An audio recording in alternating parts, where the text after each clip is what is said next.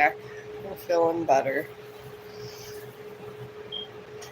And of course, I get back on YouTube and sad videos again. I don't know if they're real or not real, but there's some horrible people out there. If all these are true, I'm just saying. I know I'm not supposed to say these things, but they're all over YouTube. What they're doing to animals. I don't know what's wrong with people. I couldn't personally do half of the stuff that people be doing to animals. I just don't understand. But I'm going to start with this cherry blossom. I thought it would be fun to do a cherry blossom branch. I was going to do the whole tree, then I decided not to. I've done a lot of other stuff, so I haven't done a tree, and I do love my nature. I want to say nature is one of my favorite things to do. And I kind of like the idea of just doing one solitary tree branch full of cherry blossoms. So, this is what I'm going to do. Get back on my routine. I am a creature of habit.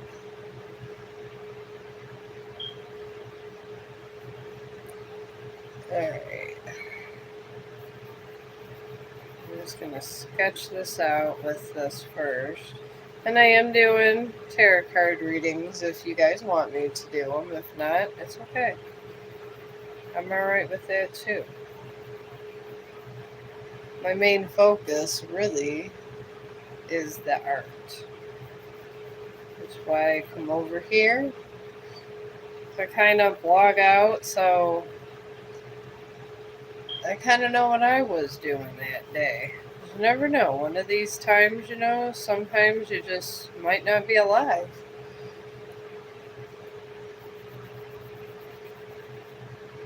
And it's nice to know that you got something.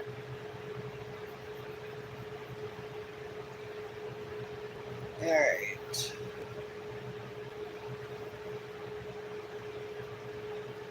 Alright, I think I'm good. I'm going to start with these little tiny buds. Oh, hello! Well, yeah, everybody has them, that man and woman. How you doing today? I am from Ohio. Oh, hi, Melissa. Yeah, I'm from Ohio. I'm just surviving the terrafor over this way. Which Amazon still has free overnight delivery for Prime members through all this stuff with Trump. Just so all you Amazon people out there are informed. I want to say Amazon's like my best friend. I get all my pastels through them. My God, they have the best toilet paper deals in town. I can't advertise them enough. Everyone else, sometimes they're okay, sometimes they're not. You just never know what you're getting involved in. But yeah, I go on YouTube, come on here, just about ready to go on live, and a cat was abused and came back after 2 years to their owner, and then of course she called the police. I don't know if these are fake or not fake. I couldn't even begin to tell you. But it's some sad shit. I mean, who are these people out there that has nothing else better to do than just be abusing these animals? I don't understand. Sometimes I just feel that there's a special place in hell for these people. I just don't understand.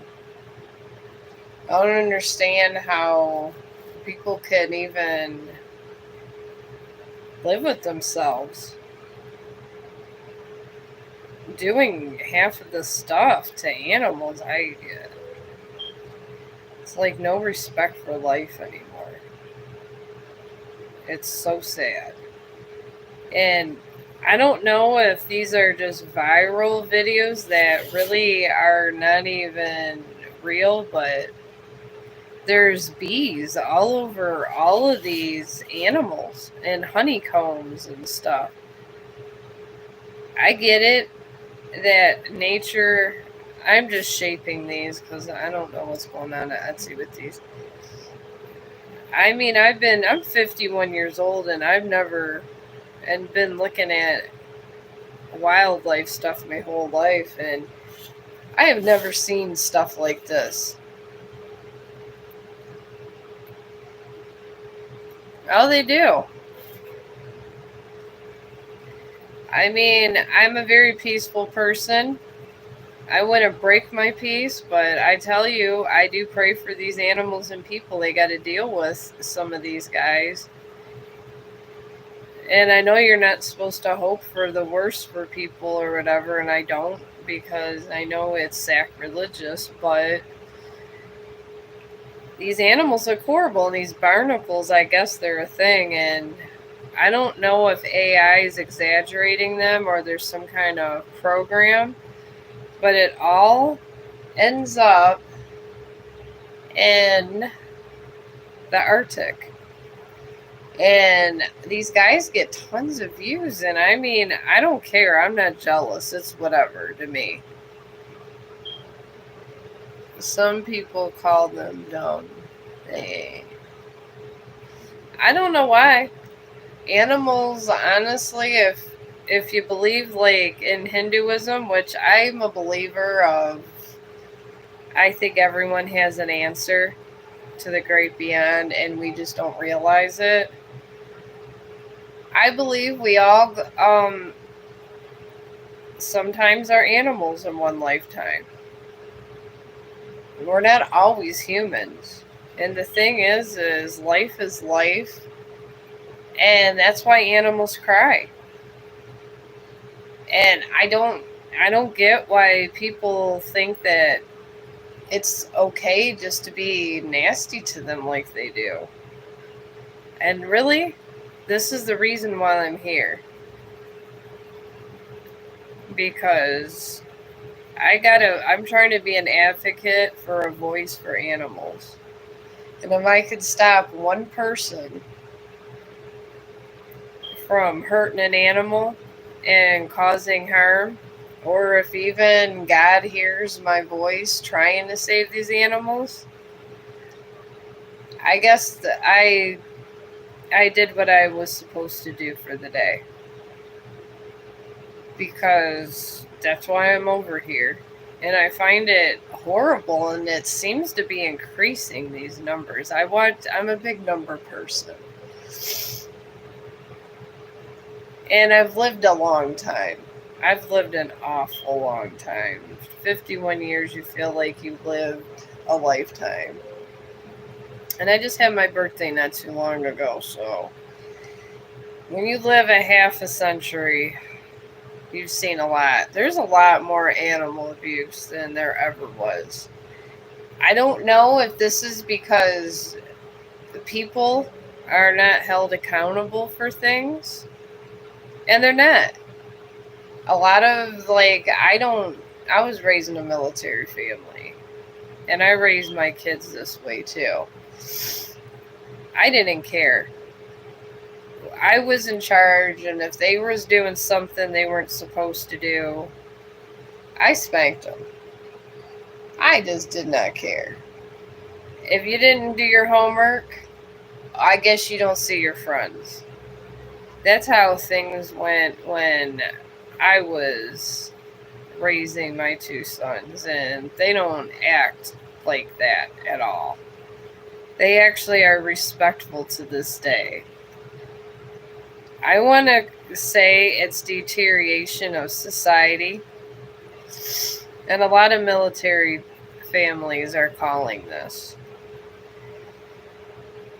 And it's sad because military, a lot of times they got put young kids in jail because, you know, they're involved with gang activities and this and that, and they think all this stuff is cool that's not. And I guess to all the young parents out there, I think it's better to parent with the strong values than not strong values. Because in the end, your kids don't respect you, and then they do horrible things to other people when you baby your children too much. And I will tell you that. And if you guys are one of these people that was babied and are overly sensitive, I'm sorry, but not sorry. Because this world needs people to take on accountability of their actions. When I was younger, my dad was a war hero. He literally, if I was to cry to him about something, he would say, "What are you crying about, and is it worth crying about? And what are you going to do about it?" And so what? And this was over even if a guy was to say something horrible to me. And I'm not saying be insensitive, but I'm saying that we should be more accountable for our actions, and we should care about the world around us. Because the world around us is always going to be there. And we got to be prepared. And you got to be strong against bad people. And how are you going to be strong against bad people if you're always idolizing them? Anybody that's against peaceful things and they're harboring guns and drugs in this, they're not good people. I'm sorry, they're not. All these people, and there was, when I was younger, people that was doing this human trafficking, yes, but it wasn't as abundant as it is now. It really wasn't. And everybody glorifies it, and they glorify using women for sexual things. And I've took a lot of psychology. On top of everything else, I went to college for a while. And sex is more of a dominant act, especially if you're doing it not out of love. And a lot of people, some people that have that mindset, that's what they do. They just take advantage of you, and that's what makes them feel good about themselves. And it just disturbs me what this world has become. I mean, I hope before I die, things do get better. But I feel it's going to take a lot of people dying for this to happen. I'm doing my cherry. I'm doing a whole big cherry blossom. I got the bottom part of this bud done here. This is why I sketch so much. And really, honestly, to get this, just like Etsy, which I go to a lot to look at some of my sketches just to get an idea, kind of placement. Shading is so important. But yeah, I just don't get it. I don't get where people think it's okay to be mean to people, to be mean to animals. Because honestly, if you're mean to people and animals on a regular basis, all that energy comes back to you. And there's a lot of spiritualists out there that's calling for a dark period. And through these dark periods of history, when things get too dark, like they did around the time when the witches were being burned, generally it triggers plagues. See, I like to just put little lines in my branches. And I guess if you want to, a lot of times through history that does happen. And I was talking as I was at work and I had a real bad sinus infection, and I feel a really bad awakening coming. And I'm not talking about just a normal awakening. I'm talking a real bad one. I've been getting downloads like crazy of just mass destruction. And there's going to be people, and then I've seen people just dying a lot by the thousands. And it's going to start with the earth cleansing themselves. And I am Catholic, so I do follow the Bible, and they got specific numbers about this kind of stuff. They really do. And I honestly think that these numbers that the Bible has is that's left. I don't know where the numbers come, but I'm not God or whoever wrote them, but I'm thinking it's because of all the negative energy and the earth's fighting back. And it starts with the suffering of its creatures. Because I think we forget Mother Earth is a force within herself. It really is. I urge you guys to stay away from the bad people when this comes. I really do. And I really do. I don't know how it's going to come. I just know it's going to come from destruction. So, and the thing is maybe you can get away with things and cause harm to others and everybody thinks it's okay and coddles you, but you can't cheat death and you can't lie to God. Nor can you lie to the Reaper. Because, like I said, the Reaper is one of my favorite people. Because why fear death if you did nothing wrong? Death is an extension of God, my friends. The Reaper is a force of nature, and the Reaper's not damn happy, I'll tell you that much. The Reaper is very much so unhappy. So I don't know what the fate of things are going to be. But I know my one friend, he's very intuitive at work, and I tell him he needs a YouTube channel, but there's something going on. I can't tell. I don't even understand. Sometimes I just have these horrible dreams, and the dreams always start with mass floodings. And there's these people, and they have black eyes. They do. They're people that people think is nice, and they're not, because they all have black eyes. And I see a lot more these days. I see more black eyes than I see regular. And when I see black eyes, sometimes when I'm out there, that's why I prefer to be in my house. Because I see these things for what they are.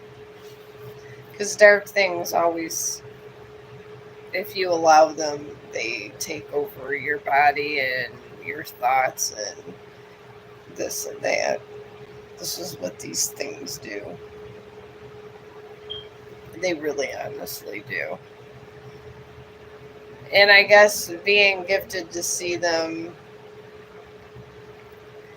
gives me forewarning, but everybody thinks I'm batshit crazy, so it really doesn't help. But I know who to stay away from. If I can, I warn people, but some don't listen.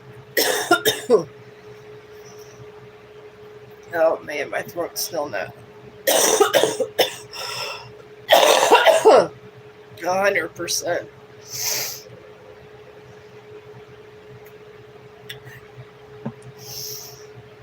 I was worse yesterday.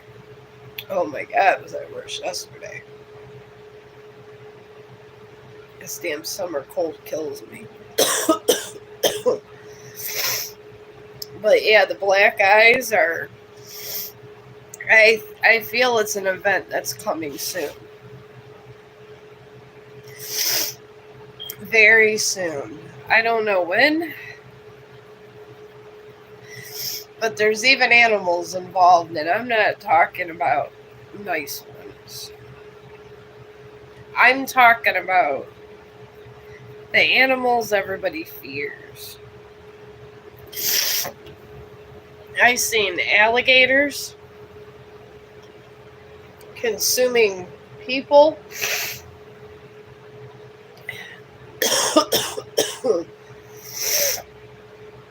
I've seen a lot of and some big spiders. And generally these things don't get free reign like they have been. I think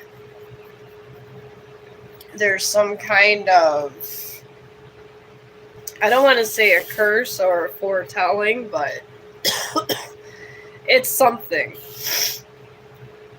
So I just been huddled up in my house, and me and Chong just kind of keep to ourselves, because whatever's coming, the earth is angry. I will tell you that much. I'm not Nostradamus. Sorry. By any stretch of the imagination. But sometimes I see things that are insightful. But it's never quite nice things.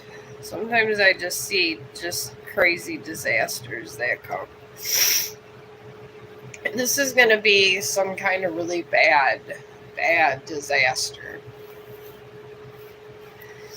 And a lot of people are going to perish. And there's going to be there's good people I've seen that were were saved on boats and things like that. It was a very intricate dream, but I think it was a huge hurricane, but I don't know. It seemed like it was a damn typhoon to me. The water just came in, and there was a bunch of really bad people doing some crazy stuff, and they were trying to get their people saved first, and it didn't happen. It was like crocodiles or alligators came, and help did not come in time. Maybe this is really God and the Reaper's way of getting even with us for being wicked. I don't know. I know they save good people that are pure or just nice. And then some people, not so much. So I don't know. Maybe just start, I don't know, give somebody a sandwich or something that's homeless. Because I feel like there's going to be some kind of God's vengeance going on. Oh, hi, Carl. I'm feeling better a little bit. I don't feel like death. And I don't look like death like I have been. And I had to work through all this. Death. It was crazy. They actually let me go home 4 hours early. I came home and took Chong out and crawled in a damn bed. Still had to go get up 4:30 again the next morning and do a 13-hour shift. Then they tell me the fire marshal came and the state inspectors were coming, and I don't work Monday through Thursday. I told them I won't come. I won't come for $50 an hour. I've been sick. I've been sick since Friday. This is healthy. Whatever the hell this is going on, it's horrible. And it was all around my work. Because this is what happens when you work in medical. Whatever they get, you get. I've had COVID 3 times. I've had this. I get the little summer colds that they get. This is why I say that I tell the residents that I'm not leaving you guys till almost all of them are passed on, because there's been so many people leaving work. It's ridiculous. I've been there for 10 years with these guys straight. I told them I'm going to be there until you take your last dying breath, and then I'll think about moving on. That's the kind of nurse I am. But yeah, through my feverish dreams, all the witchy stuff came. And that's when all these really weird dreams come. So, whatever, there's some kind of huge hurricane coming, and when it comes, it's going to be really bad, and I think we're going to have more than one. I thought it was because of weather and all these black holes. Maybe it's the way the more wicked we get. Maybe this, I've been told God is everything. Alright, they got this little pokey things in here. I got this. I'm making a cherry blossom branch. But I don't know. But I don't know. It's going to be real bad. I feel like it's going to be a bad summer. I don't know. If you're in these areas where it's actually overly warm, I don't have to worry about it. I don't have any effect from these hurricanes because I get a shit ton of snow up in here. We don't worry about it. We just get residual rain. The last time when these hurricanes and stuff was running through a couple of years ago, no, there was that one alligator that, oh my God, it was her.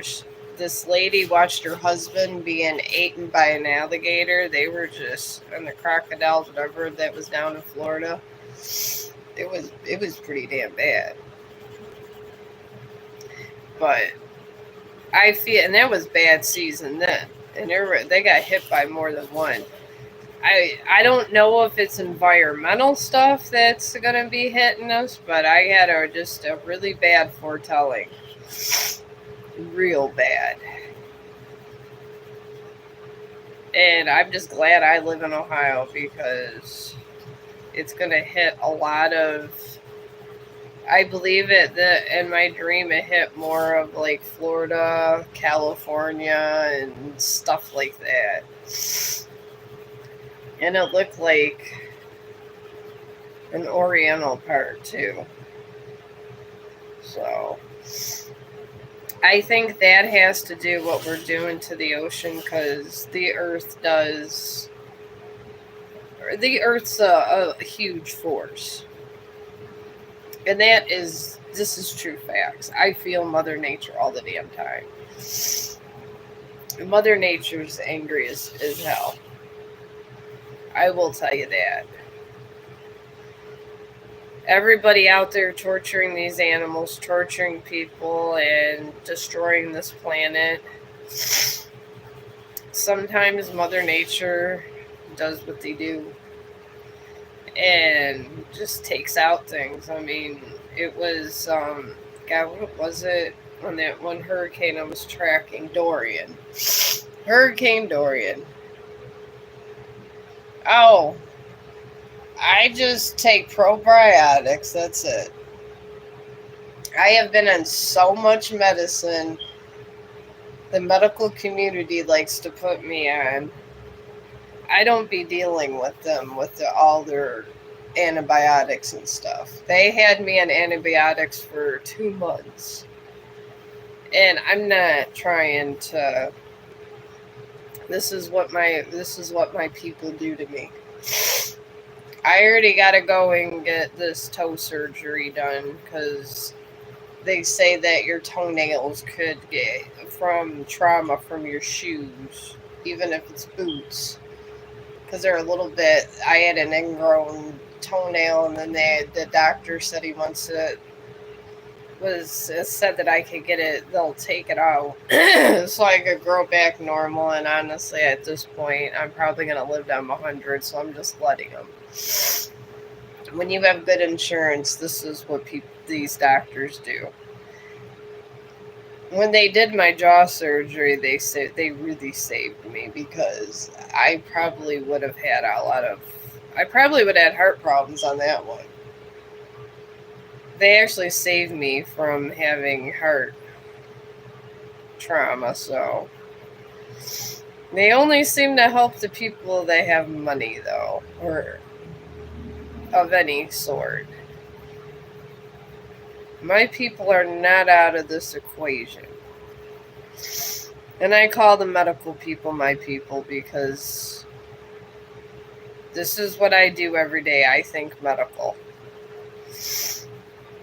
And truly, they are my people. And my people are greedy as hell.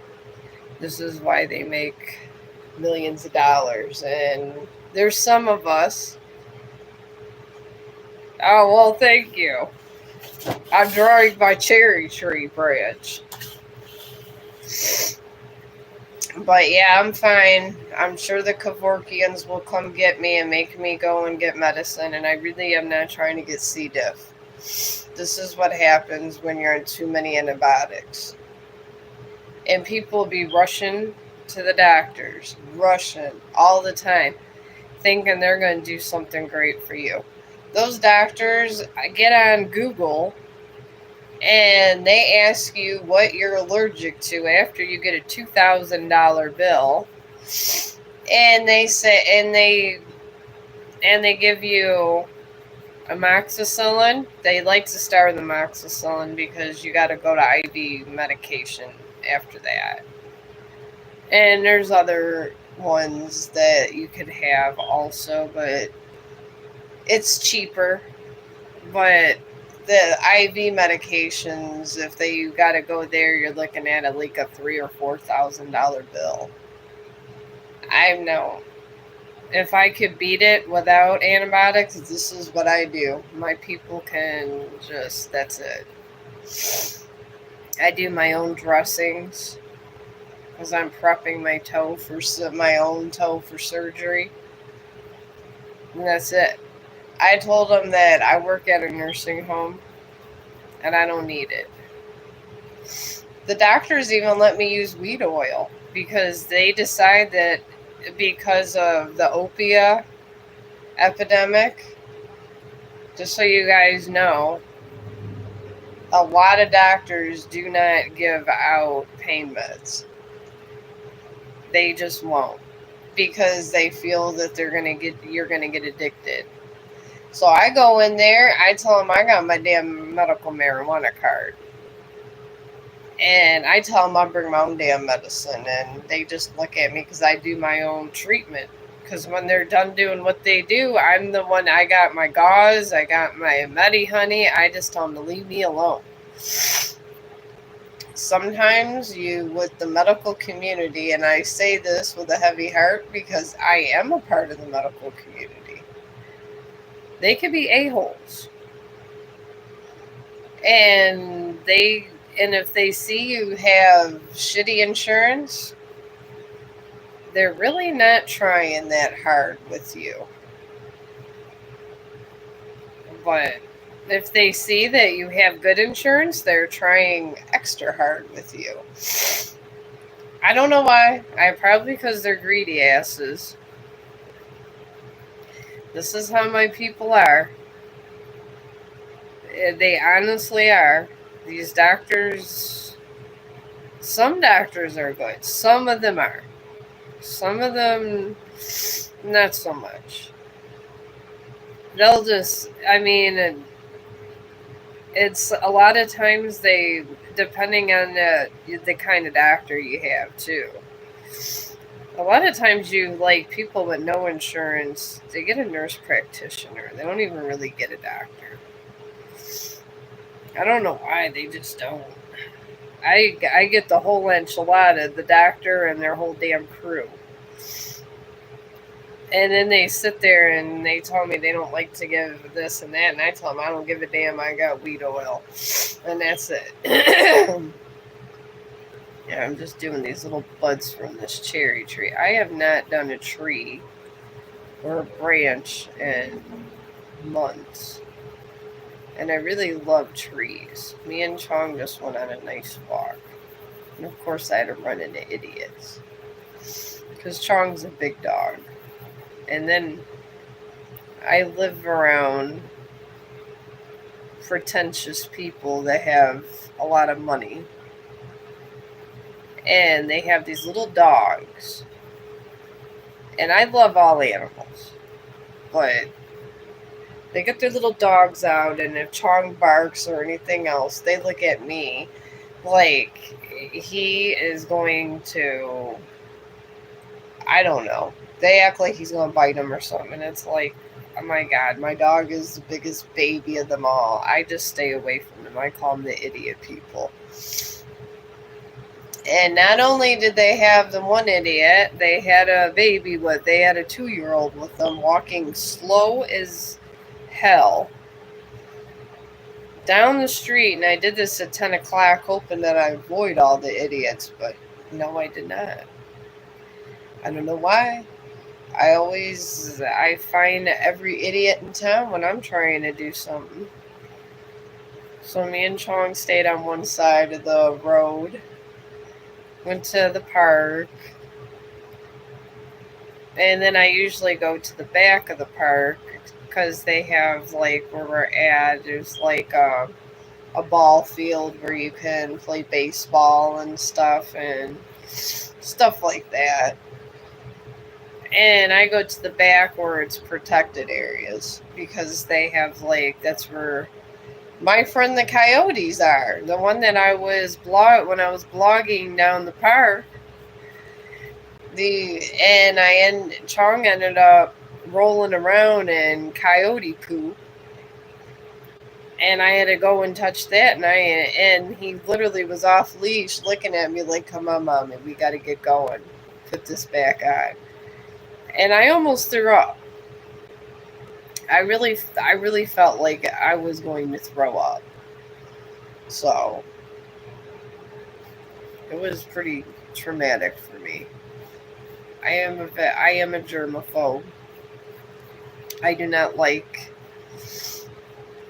germs. This is why I'm in the medical field, because I know I won't be exposed to these kind of things, because since COVID, well, even before COVID, we're all about a sterile environment. That's why I cling to nursing.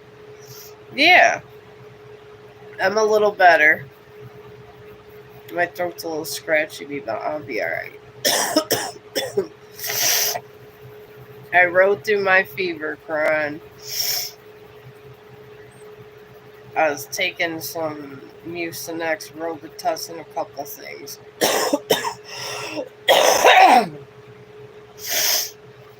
It didn't help them. My damn work said that I couldn't leave, but I'm all right now. I'm doing me a cherry blossom. Ugh. But yeah, I was telling everybody about my dream. I dreamt of a natural disaster through all this bull crap going on with my head.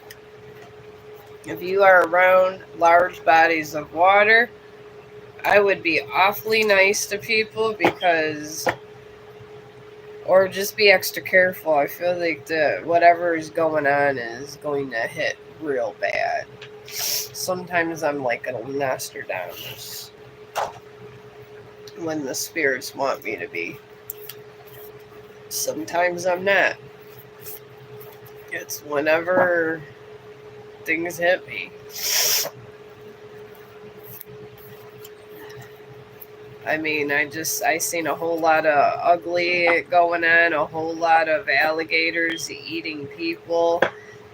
Yeah, there was some shark involvement.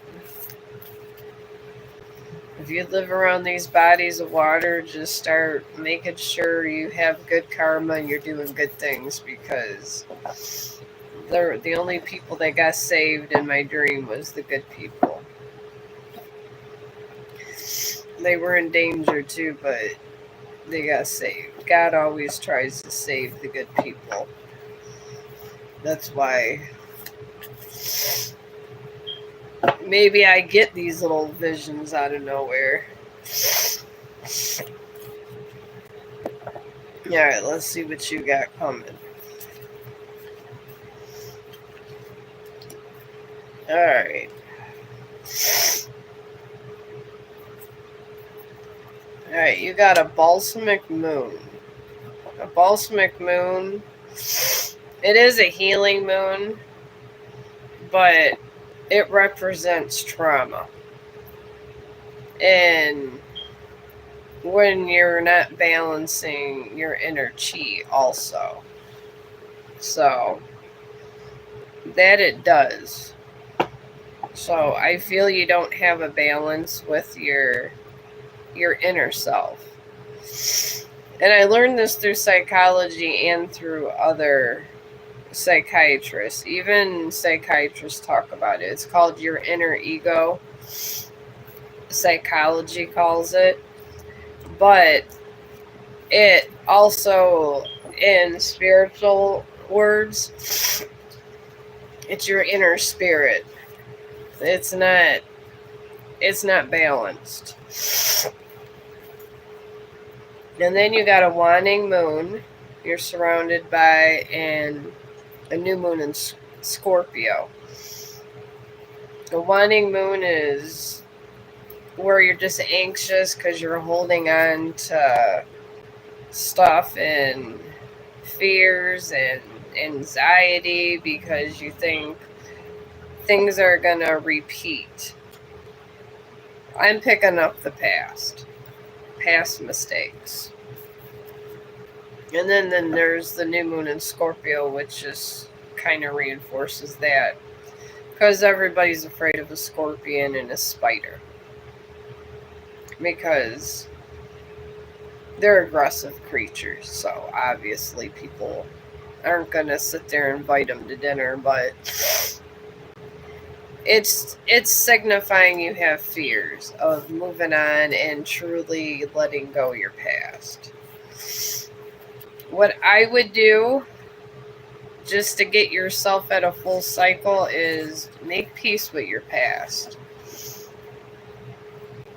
If it's somebody that hurt you, just try to forgive them. And you don't even have to do it, and it's not just being nice forgiving somebody for them. You forgive for you, not for them. This is how you reverse a karma circle. I forgave my ex-husband from a domestic. Do we talk every day? No. The ex-husband is, he's a decent dad. But I forgave him. And I had to do that to balance my inner self. Because until you truly get rid of everything that you harbor, you can never truly move on. And I know it sounds like I'm talking in riddles. I do love philosophy, but it is true facts. It honestly is. I mean, a lot of people go through it, and it can be very horrific. But once you go through the motions and you actually go and do the full forgiveness thing, it's done and over with, and it's over and you're good. Because it's kind of where you got to be sometimes. And I know it sounds cliche, but I mean, it does help. It helped me. It helped me get through a lot of stuff in my life. I mean, being a Catholic, I heard it. Oh. Well, I don't see. All I seen was Quran. I already did her reading. I guess if they want, they can just post it again. I don't know if it's up there. I don't even know if I got 2 lines of things. All I know is somehow I hit 60K with my shorts. But I will remind you guys, I am a writer. I really am. I mean, even though I trying to get this damn computer, and my son has not done my taxes yet because he's too busy throwing parties because his wife is pregnant instead of doing my taxes. I probably could see all these damn things if I had this computer, and I could probably start putting aside money because he was supposed to get me money last year for my taxes, but of course I got nothing. So we'll see what happens this year. He drives me insane. His wife is one of those people that decides that she doesn't need to work and she doesn't need to do anything, and she whines about everything. She's so spoiled. Even my other son was saying how he could not stand her. But I just told my other son, I was like, we're just going to see how it plays out. I mean, he married her. That it is what it is. I mean, it's going to work out or it's not. And he's the one that has to deal with her whining. And the thing is, we're in the middle of all these crises in the world, and she's trying to figure out what she wants to be and doesn't even have her GED. I don't get it. But everybody's supposed to hand her shit, but her family's rich. But I think they're tired of helping her out all the time. I really do. I think they're just trying to pawn her on to somebody that could take care of her because they're tired of it. And this is what rich families do. They try to pawn off their people to people that are going to take care of them because they got their own issues. I personally, everybody got their own issues. I'm not babying her. I don't care. My son wants to work all kinds of jobs because his wife wants to be a pampered princess. She could go right the hell ahead and leave me alone. I am just done. I am just sometimes just done with people. They want to always have something for nothing, and and she's just one of these people. And she wants everybody to listen to everything she says like she's God or something, and I don't know. Maybe someone should put up a sign that nobody's special. We all are the same to her. This is probably why she hates me. Oh, I didn't even tell you guys the biggest thing I did. Oh, yeah. I ran into the cashier because we got a speedway over in Ohio. I didn't eat for like 2 days. And I had a 13-hour shift coming, so I had no choice because it was Easter. Well, I had to go to Speedway, and there's this annoying cashier. Oh, well, thank you. I'm just trying to be nice in the world. And this cashier talking crap. I'm trying to put my coffee. I'm just literally just trying to put my coffee on the thing, and I was trying to move about my business. He goes, oh, there could be a lot of people in line. acting like an a-hole. I got so upset at him. I was like, we go through this. I said, I was sick as hell and I can't eat my empanadas no more because I'm supposed to be healthier. And I haven't been there in 4 months and I had these empanadas out. And I'm trying to hurry up to get out because my brother was in a hurry.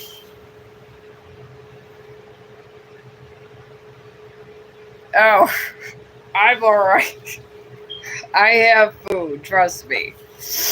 But this stupid cashier talking crazy to me. I asked him what the hell his beef was. And he's sitting there trying to say his pompous little attitude was because there could have been a lot of people. I had it on the closed part of the counter. So I called him out. I didn't give a damn. I told him, you can't say asshole because then you get kicked out of the store, but you're allowed to say a-hole. So I called him an a-hole.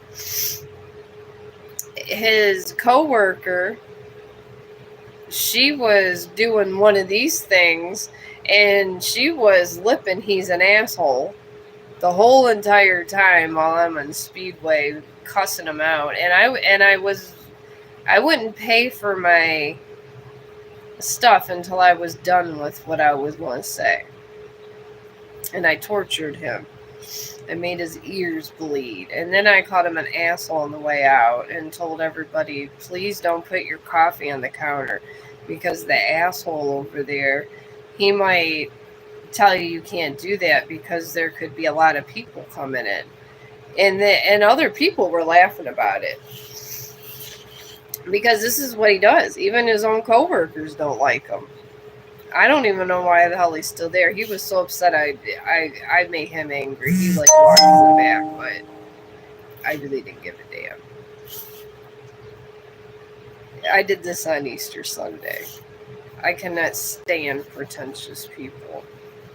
I can't stand people that think they're better than everybody else. And I told him I'm trying to go to the damn nursing home and I haven't had any real food for 2 days and they have a lot of good food up in there. And they had a cup I wanted. And then he's going to sit there and act like that. I was not dealing with his self-righteousness. I'm low. I don't know what, we're just a blade of grass in the damn universe. And that's it. And I swear, one day when he gets sick, because I do want to go work at the hospital soon. Because once enough of my residents die off, I'm probably going to go over to the hospital and I see him in ICU or something. Oh boy. I'm going to take my time giving him his pain meds. He might even request to have another nurse. Because this is how karma gets you. I won't get in trouble at all. Because, medical people now, a lot of people, they want to be in the medical field, but sometimes it's very competitive now because everyone's going there. So if you're late a couple times or this and that, sometimes you get fired for attendance a lot. This is what happens. Yeah, the money's good, but you gotta be able to go in. You gotta go in sick sometimes, and some of these people don't want to do that. So that would be great if I was his nurse, because everything would be real slow getting there. Just because I would be that a-hole. But he probably would request another nurse, and that would be the smartest thing for him to do, because I just don't understand how a gas station cashier has to act like they're better than everyone else. And he does, and it's insane. Who does this? Oh yes, I love Ohio State. I got Ohio State chair. I like the Browns too.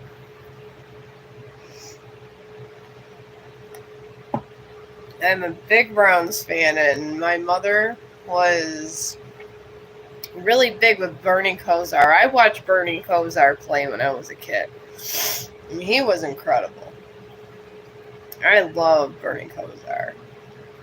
Yeah, I know he's a drunk now. I'm aware. People tell me, and I know they still have him on broadcasting the Browns games in there, and I know the Browns have been horrible, but I feel my mother would crawl up out of her grave and just to smack me and then go back to her grave. So I'm all Cleveland Browns and love Ohio State. I have so much Ohio State stuff because they do really good. I mean, they are one of the top 10 schools, so we are blessed that way. I'm going to try to get these three-dimensional, some of these lilies here. I'm going to start pulling some of these over. But yeah, I do love Ohio State. My cousin went to Ohio State. And my niece is going to Ohio State right now to be a doctor. I think she's done with her residency. I heard, and she is doing some extra classes, I think at Cleveland State now, because it's a little bit cheaper because she was in some kind of scholarship. So, but yeah, we are a big football. We're big at Ohio was so huge on football. And then the Guardians, I couldn't even go to a Guardians game no more. I've not been to a Guardians game because I don't understand the beef that everybody had. I get that the Native Americans were upset that it was called the Cleveland Indians, but I have not bought one Guardians thing, and I refuse to. I keep all of my old Cleveland Indians stuff. And I get it. They don't want to be called Indians because they say it's, I don't know, hurtful or whatever. But on the same factor, it's everybody that grew up in, my uncle was a season ticket holder for that, and we had season tickets for the Cleveland Browns. So that's my thing. We always see all the season ticket holders. They just don't want no part of it no more. I guess that people are still watching the baseball, but it's not like they were before. I mean, maybe the younger crowd, but some of these younger crowd doesn't have the money like the older crowd. And I heard that you can get a ticket really cheap now. And before, when it was the Cleveland Indians with Native Americans, I mean, they got all those reservations.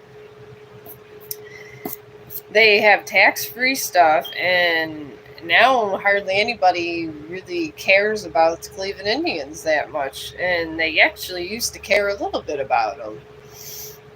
Now it's all the Browns and the Buckeyes, and that's it. It's sad. I don't think I'll ever go to a Guardians game. I'm just good. I'm Gucci with that one. Because it's nostalgia. We used to go, and when it was the Cleveland Indians, when the kids were younger, we'd go and we get right behind the pitcher's mound. Sometimes you have to pay like $100, $200 a ticket, but it was what it was. I ain't paying those prices to see a team that I don't even recognize or hardly know anymore. I'm good. But yeah, but I guess they are still making money.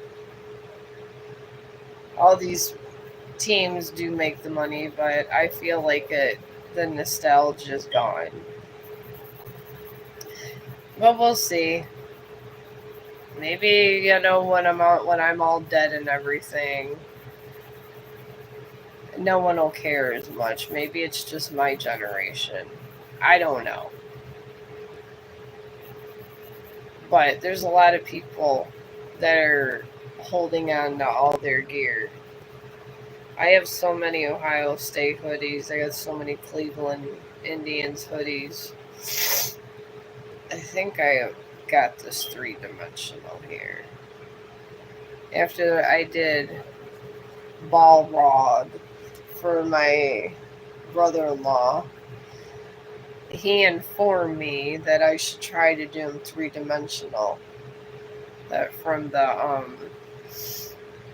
Lord of the Rings, which is I love J.R. Tolkien. He is so smart. Oh my God, is he so smart. Harvard professor, it took him 10 years to write those books. 10 years, but man, so good.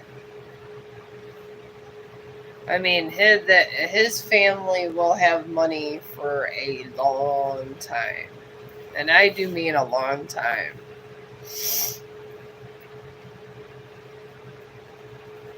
But that's how it is, I guess. Hopefully when my son gets his head out of his ass and finishes my taxes, I get this computer and I can get Lily in the darkness out there. I don't know. I guess he would get some of the money, but I told my younger son I don't want his wife getting any of it. I know that sounds mean, but I mean, why should she get stuff when she doesn't do anything to try to better anybody's life? I don't know. She has all these abstract opinions. Oh my God, when she gets talking about Trump, she gets offended if you don't like her opinion, and it's just like I respect everyone's opinions, especially when it comes to politics and stuff like that. I think I got this one 3-dimensional. I'm trying to work on my 3-dimensional skills here. Because I'm trying to get everything portrait-like. And it's not easy. But yeah. She's ridiculous. I feel that if you feel like you're better than everyone else, and the thing is I get she's in the LGBT community, and that's not even an issue. I don't even care about people's sexuality. I could care less. Whoever you're attracted to, as long as it's consensual and no one's getting hurt, I don't care.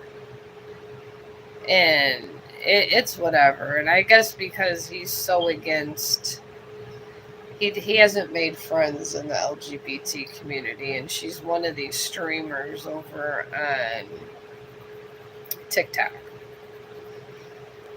And she's always bashing Trump because he's just not about a lot of transgender stuff. And like I told people, I'm like, I get it. It probably sucks, but maybe for now, we need a little bit of shaking up. And he wasn't raised in a time where things like that were accepted. Because Trump's, I think, in his 70s. So you're asking a 70-year-old man to somewhat be okay with and be open with all the transgender stuff. That's asking a lot. That's like asking one of my residents. Well, my residents asked me a because sometimes they hire people that are transgender. They just call the boys girls, and they got dementia and stuff, but they don't understand. You're not going to tell somebody that's in their 90s and 80s that's confused all those issues, and Trump's kind of almost in the same category, but he's not confused, but he was raised a certain way. And you just gotta take the grain of salt where it is sometimes. You can't get everything at once. Everybody's different. But she's one of these Trump haters, and she just goes on and on and on. And she will say stuff while she's streaming about the president on TikTok all the time. And the thing is I get it, she don't like Trump. It's her opinion, but you can't insult a president like that on social media if you like them or don't like them. Because they got protection. And she's losing viewers, and I don't know if she was making any money, but, Trump's the one that saved the network that is bashing him. That's why he's only pardoning so many rappers. Like the rappers that made hate songs about him, that got in trouble with guns and this and that. He's not pardoning any of them people. You insult a president like that, sometimes that's how they get back at you. So, I don't know. But she makes this habit of doing this. When I go on TikTok, a lot of times, I'm more of a nature photographer type thing and a writer. I love doing inspirationals. That is what I like to do more than anything else. This live streaming is just something I fell into because I've always done inspirationals. I've always done the writing end. And they gave me good music I can use. I get really good music I can use over here.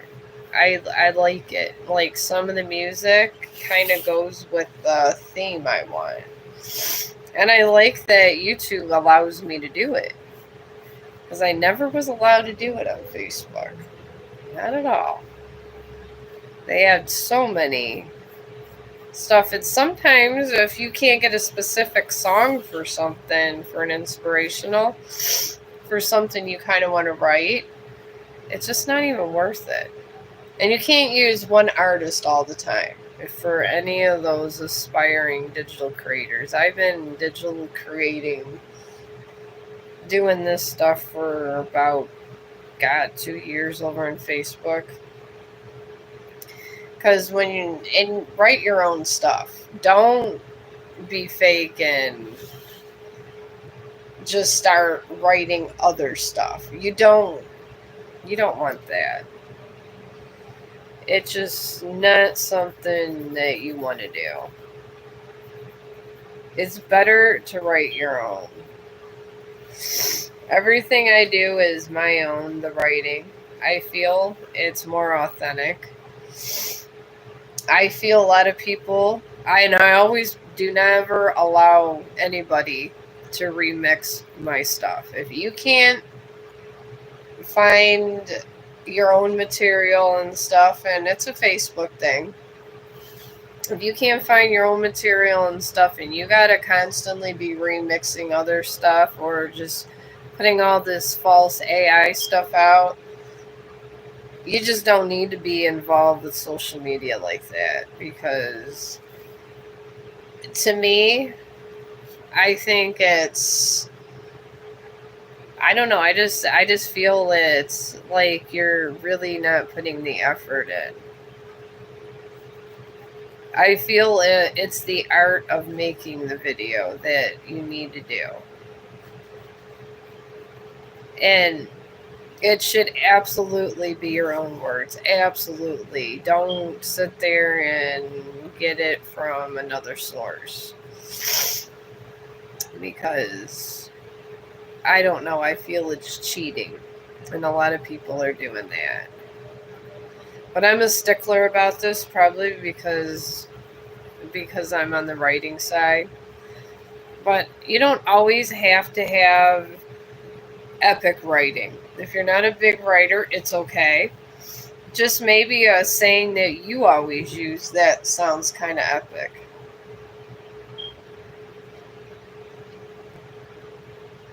What the hell? Okay, I don't think anybody was at my door. I do not like when people come to my door at all. People be going to me all the time, looking at me and my friends. Paranoid much? I'm like, I'm just done with people. I'm just happy when they leave my door alone. Okay, for these cherry blossoms you put, I've been putting these out. You just take little sticks. You're just putting a long line and doing this for the middle and extending it out before you shade it. But yeah, this is why my daughter-in-law hates me, because my son, her husband, bought her 1,000 followers. She loses people. I don't buy any followers.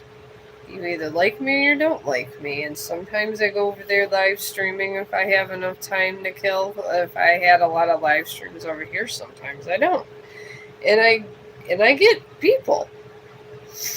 If people like what you're doing, no matter what network you're on, that's fine. And I always feel that if you disrespect the president, it's not good. And there's so many people over there doing crazy stuff. And this, I feel that's why they bitch so much, because they say they're paying their mortgage with TikTok and this and that. But then they're so mean and just being nasty to the president at the same time. It's like, okay, if you're going to be downright insulting and that's your only form of income, why be so damn insulting? Because this is what she wanted to do to not work. And I don't agree with that. I agree you should have something you do. I mean, you would get bored if you sat down and literally did nothing. If I didn't, I'd be drawing, because the husband makes me take 4 days off. Since my jaw surgery and stuff, he's just been telling me just not to work. So I just come over here and I draw and I do live streaming. Yeah. Arpita? Is that it? For my highest good from terror. Oh, well, thank you. I don't think I never heard that one before, but thank you. I'm very informal. Medical people are usually. We're the kind of people you say, oh, I got some Twinkies and cookies, and we all get excited. But thank you. Probably because we deal with mean-ass residents all the time. I'm grateful for any little kindness I get through the day.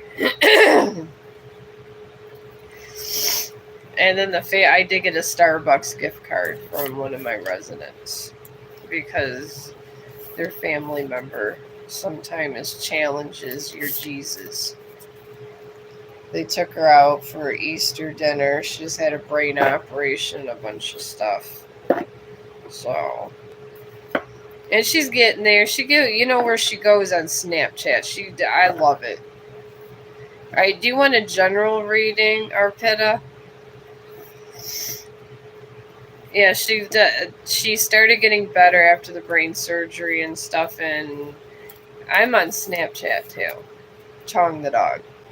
And I think it's hilarious. She does all of this snapping and I snap. I got Snapchat Plus.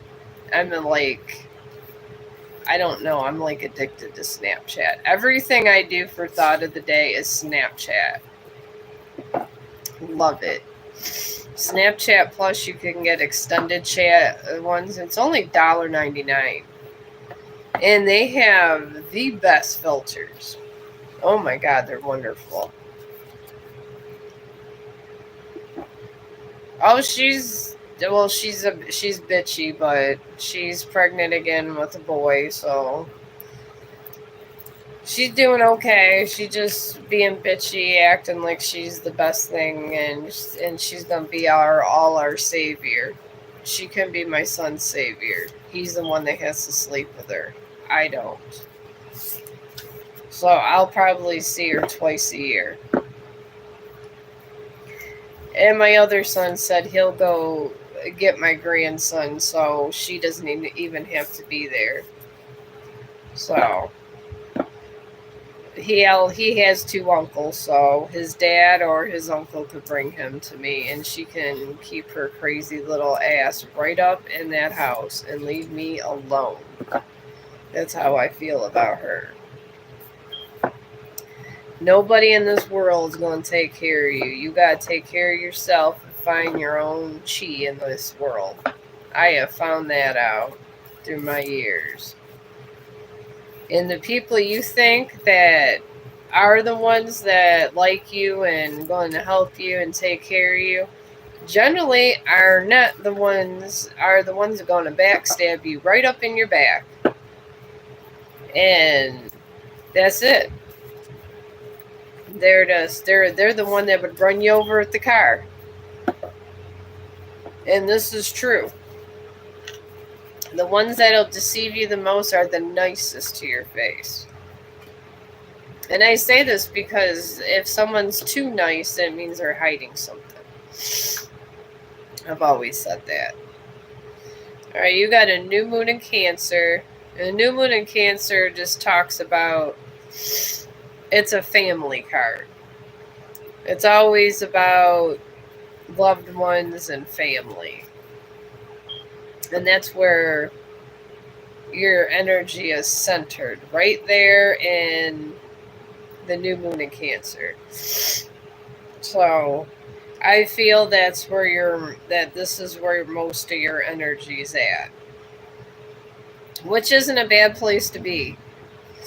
Having different priorities and worrying about yourself and the people that are there for you, that's a good place to be. New moon in Cancer. Yeah. Let me get this reading done. And then you also got, you're surrounded by a full moon and a fixed moon. A full moon just means you got some troubles that are bothering you. That's all it simply means. And as witches circles say, you give your troubles to the moon and get rid of it. Just get some moon water, put some crystals in there. That I can't answer. I feel that you have to do all this before you get in a relationship, though. Pretty much. The spirits are saying you're kind of like you're in a situation where you're worried about you and everyone else. You're going to have to balance yourself, or you're probably not going to have one. I mean, you could always have a sex relationship, but they can take out, the spirits can take away a boyfriend or girlfriend from you, where you can get blocked. You're being blocked. Pretty much. But pretty much, I don't know when the full moon is for you, or even if you just want to go to church and give your problems to God. And then you got a fixed moon, which talks about holding your vision, which means just manifesting or praying or however you want to do it. I feel that praying, if it could be complicated, because when you're praying, you got to have the right words depending on what religion you are, and that's a lot. But yeah. But this was for our pitta. But I feel our pitta, you're going to be okay. And I would just start balancing your inner self with just trying to get rid of all of your feelings of you're not of unself-worth and stuff like that. We're all important. We all are. Everybody's important and everybody matters. Even if no one tells you, I will tell you, Arpita, it is. It's everybody matters and everybody counts. One person isn't better than another. But you'll be okay. But I will do, what is it? Gay again. I'll do your relationship sector. Oh, you're welcome. Alright, in your relationship sector, Gagan, I can give you an energy reading on it, but I cannot tell you what time, when you will be in a relationship. That is all up to the universe and God and all those kind of people. Because what's freely given could be freely taken away. And this is why I draw, because this is the way things are. So, all right, Gagan, you got a new moon. This talks about new starts, which is good.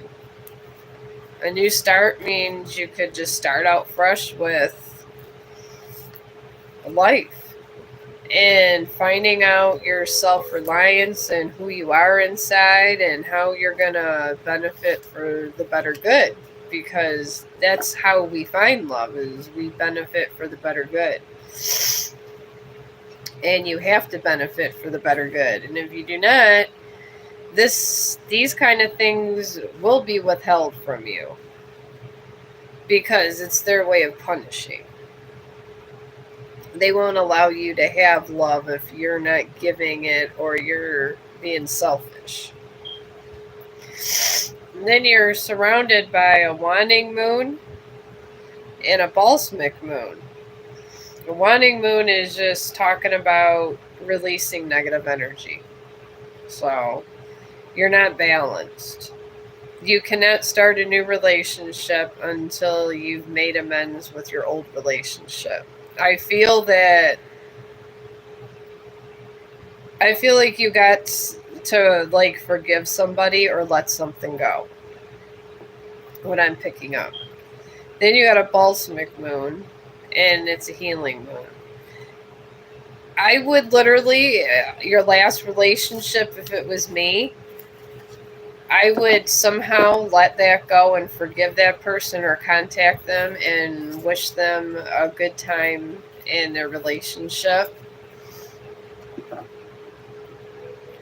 If you don't want to do that, just try to make peace with it. I forgave my ex-husband on a domestic. It took me an entire year, but I did it. Even if you want to tell the moon that you forgave the situation, want to move on, that's fine too. But as long as inside you have let go of the situation, you will get another relationship. But the energy, generally an energy comes when another energy leaves. And you're still holding on to old energy, so you can't get another relationship until you let it go. Let him go on and do what he's going to do. And wish him luck. And if he has heartache and wants to come back, you moved on. And you just tell him that. I mean, it is what it is. But that's part of moving on. I mean, I will sit there, and if my ex-husband has a problem, I would actually sit at the table and talk with him. But will I get back together with him ever? No. I mean, it takes a while to get to that point, and if you don't have kids together, you don't have to worry about that. As long as you've let the situation go, you're fine. I had to do far worse because we have two children together. So I had but I don't regret it. It made me a stronger person, and he actually is a good dad. So sometimes you gotta be an adult. Even when you're an adult, you don't want to be an adult, trust me. It is not the most fun thing in the world. Especially after a 12-year marriage. But sometimes it has to be done. But you will be fine. Let this energy go, and then, once you get through all your stuff, I could do another reading. I'd be over here all the time, drawing away my problems, because the residents could be terrorists at my work. They truly can be. I literally had a mask on, and I had my resident tell me I didn't separate her potato good enough. And then she called the front desk after I reheated all of her food. So, I'm making a cherry blossom branch. I've been practicing. One of my residents passed away, sadly, and he used to do all the artwork for the Cleveland Indians. And he did stuff with pastels, and he was famous for his Thomas Edison, all the original Cleveland Indians players.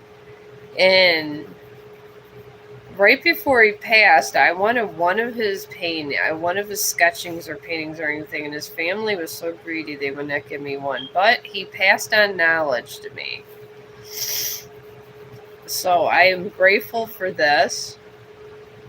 And that's why I'm able to do decent sketches. And I'm still going to do the pastel. But this is how Tom Denny would do this.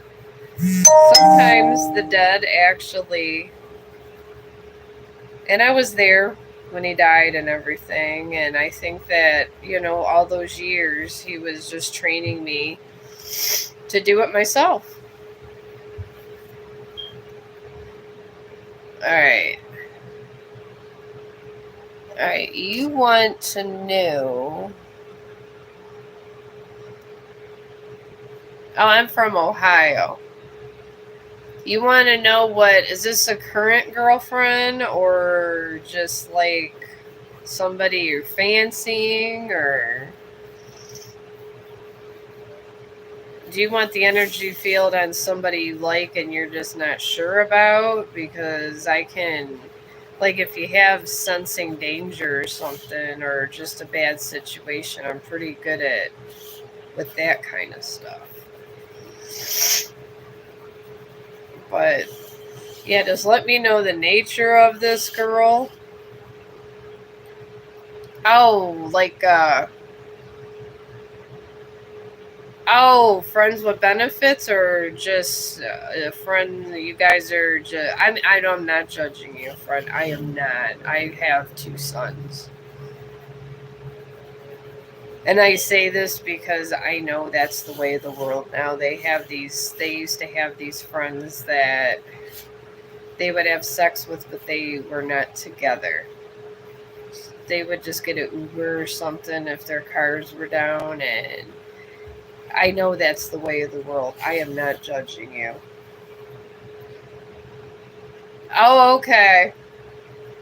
Alright, and you just kind of want to feel for that I could help you out with. I'm not judging you. I know that people tell me I'm more Victorian and this and that, but I'm not judging you. My sons say that this is how sometimes you meet your wife. So this I understand from having boys. My sons think I is crazy. that I'm up here sketching all the time. I tell them that they bother me and I need to relax, and I like to blog my activities. I know it sounds crazy. What is it? Ned. Ned or Nad? I'm gonna say Nad. That's what it sounds like. But yeah, it does help just to get stuff out. And I like to blog things, and I know it sounds crazy, but you never know when you're gonna drop dead. And sometimes I want to have. Oh, Nad. All right. I'm bad with pronouncing names. But sometimes I like to blog my activities just in case something was to happen to me maybe one day, and then my kids could look back and they can see what I was drawing that day or what I was doing or whatever. I find it a good practice when I do something sort of epic for the day. And I feel that I did this cherry blossom branch. I'm not done with it. I've got to do my pastel. Sometimes I doodle up here for 2-3 hours. So I feel like it makes you better. And I have on the community board, if you subscribe, the posting thing. Oh, thank you. I did the Grim Reaper, and I got his little fingers. And the fingers are the hardest part of the Reaper, which I'm very proud of. I love the Reaper. I like to draw skulls all the time. And I did a couple shadow demons and stuff. I like doing them too. But I like to blog my activities. Sometimes, you just never know. I know it sounds weird, but I'm a blogger, and when I do something interesting, I just like to blog it. You might as well. The way I look at it. So, what else you got to do in life?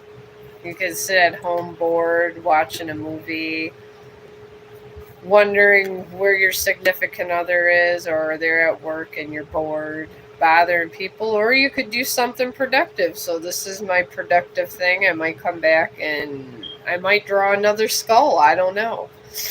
But all of them I post in the community board. I was thinking about getting a P.O. box and sending these out one day to people, to you guys. I just don't want to be swatted or whatever. And I'm not saying I'm popular enough to be swatted, because I am not. But some people, even if you're not popular and they find out your address, sometimes they do. So just for that, I'm looking for that in the future when I get a little better drawing, which I think I'm getting there. But your love sector is in a new moon in Virgo, which isn't bad. It just means that one of you is, the whole thing is in, all Virgo means is you got to give, you're taking more than you're giving. And it doesn't have to mean you. I think this is about the girl. So she's kind of taking it all in, but she's not trying to really give anything out, emotion-wise. Pretty much is saying about her. And then she has a full moon in Aquarius surrounding her. She's hiding her feelings inside. And she's scared of a relationship. So she has that going on. I don't sense she's a horrible person at all. I sense she's really nice. Oh, you're a Virgo rising? Well, good. Okay, both of you are virgins. All right, well, that's beautiful. I haven't been a virgin since I was 16. And then she has a cardinal moon surrounding her too. The cardinal moon just tells you to have some self-confidence and kind of express yourself and making the first move, and don't be scared. I think she's scared to make the first move is what I'm picking up. I'm not picking up anything malicious. Alright, well, you're 29, she's 27. Well, that makes sense. I just feel like she just has low self-esteem and she's afraid of being hurt. That's all I'm picking up.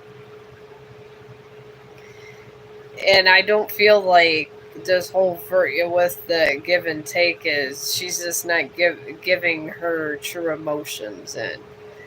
I think she already likes you in that way. She's just not letting you know because she's scared. So that could be. I mean, having sex with somebody and being naked with them, especially if you're both virgins, that's a lot. I mean, I can see and understand where she's coming from. That I can't tell you. The future is always unwritten. That's the way the Reaper and God has it there for a reason. I mean, if you want my opinion about how to deal with these kind of situations, what I would do is try to reassure her that you're a nice person and you're not going to hurt her. And maybe just try to hint to things and just, maybe even just come out. Maybe, I mean, you know her better than me, and subtle hints. And maybe just say, if we had a relationship, it would be kind of nice. And just be like, I really care about you and stuff like that. Maybe just reassure her that you care about her and you have feelings for her. I mean, when the right time comes, timing is everything. I can tell you the energy field that you're going towards after April, but these things change by the day. It really does. Oh, you expressed your feelings a lot. Well, then maybe that's why she's so scared. I don't know. Maybe, there's always other options doing this to get her feelings out. Make her jealous. Maybe get another friend, but don't have sex with her. And if she says anything, she is scared. Indian thing. Oh, I don't know. Us in America, we just make people jealous.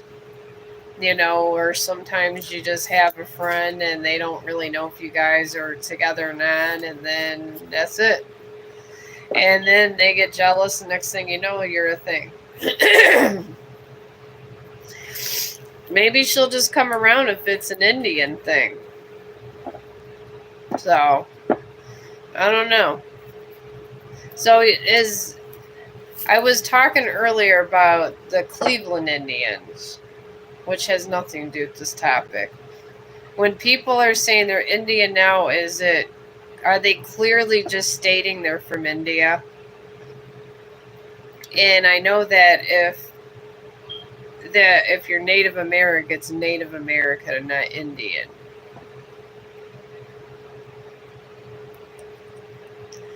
Well, maybe just do that. Just say, if she says anything, just be like, I was just looking on some dating apps and, I kind of eventually might want a relationship. I'm just looking it out.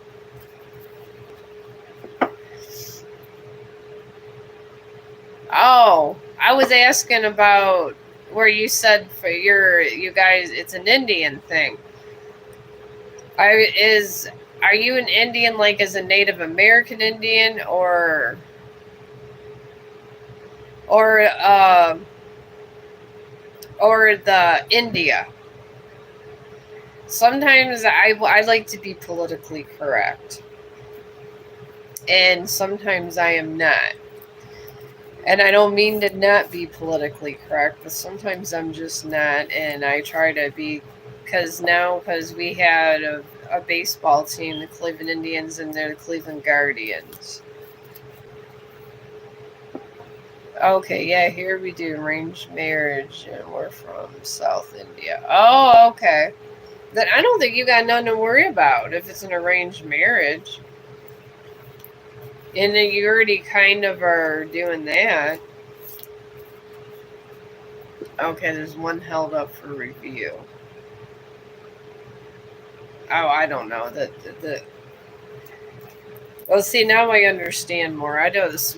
Sometimes when you're from one country, you don't really know all the customs. But it's changed a lot. I would hope so. I mean, I know that a lot of times, even through history, I think it was in the the higher our in the United States, back in colonial times, everything was arranged marriages. Like in medieval times, everything was. All around the world, I know in the Americas and England, everything was an arranged marriage. Women were property. They were straight up property for the longest time. It took the 1940s for women to get the right to vote. So if you had a daughter, if you wanted to get extra money or whatever, and there was a rich merchant, that's who you married. Women used to run away from home or go to the nunnery to do that. But yeah, arranged marriages back in the day were very common. So I'm sure that I would hope it changed where if you really don't like that person, you can have another arranged marriage. Yeah, I'm doing that. I was getting the energy together. So, in April, after April, the energy field is in a new full moon in Sagittarius. And this just tells you to look at the all around situation, everything about the situation, and kind of make a decision further that way. Then you got to avoid a course moon, which just means that nothing is coming from a situation. And you got a new moon in Gemini, talking about communication. I feel past April, she's going to really start getting in her head a lot more. And it's going to get a lot worse after that. So, especially with the whole arranged marriage thing. Maybe try to appeal to her and saying, I know it's an old tradition, but I really want to get to know you. And I want to see how things go because I really care about you. And maybe she'll come around even more then. So, I mean, that's a lot, especially both being virgins. I mean, I was a virgin once. I mean, I get it. And it took a long time for me to even be with that one person. So, I mean, you guys are in a very complicated situation. I get it. I understand over here. I mean, I was there once. I mean, I'm old now, but I was there once. I'm going to try to get this dimensional. But I don't know. I feel if you guys just maybe try to appeal to her, then not maybe mention so much the arranged marriage, and just try to get to know her and the person she is. All right. Oh, I'm sorry. I don't know. Sometimes other answers come to me. Do you want a reading for that? Real quick before you go to sleep, or... Okay. I am sorry. Sometimes, I get in one subject and I get all overloaded about information. But yeah, start just, I don't know, being extra nice and maybe, maybe not so much about the relationship right now, since it looks like she's going to be more scared next month. Because maybe the more calm she get, the more better it'll get for you. Oh, you're not. I do this because I used to not get it calms me down. Because when you're in front of camera and stuff, and it's a lot, and I don't want to be one of those creepy people that are constantly staring at you yapping, so I do it because I like to do it while I'm doing this. I can multitask, but you are fine. That's why I'm doing it. And I could be... I have so many drawings, it's ridiculous. It's just the act of calming me down. But you got a blue moon for your career, which is good. It's just talking about believing in impossible things. Like a manifesting card. So, and you got also a new moon in Taurus, Taurus is real good for a career reading. Because it's all about prosperity, Taurus. And it just talks about prosperity coming your way. And then you also are surrounded by a full moon in Cancer. And this just talks about a personal issue coming to resolution with the whole career thing, too. So I see it going really good for you.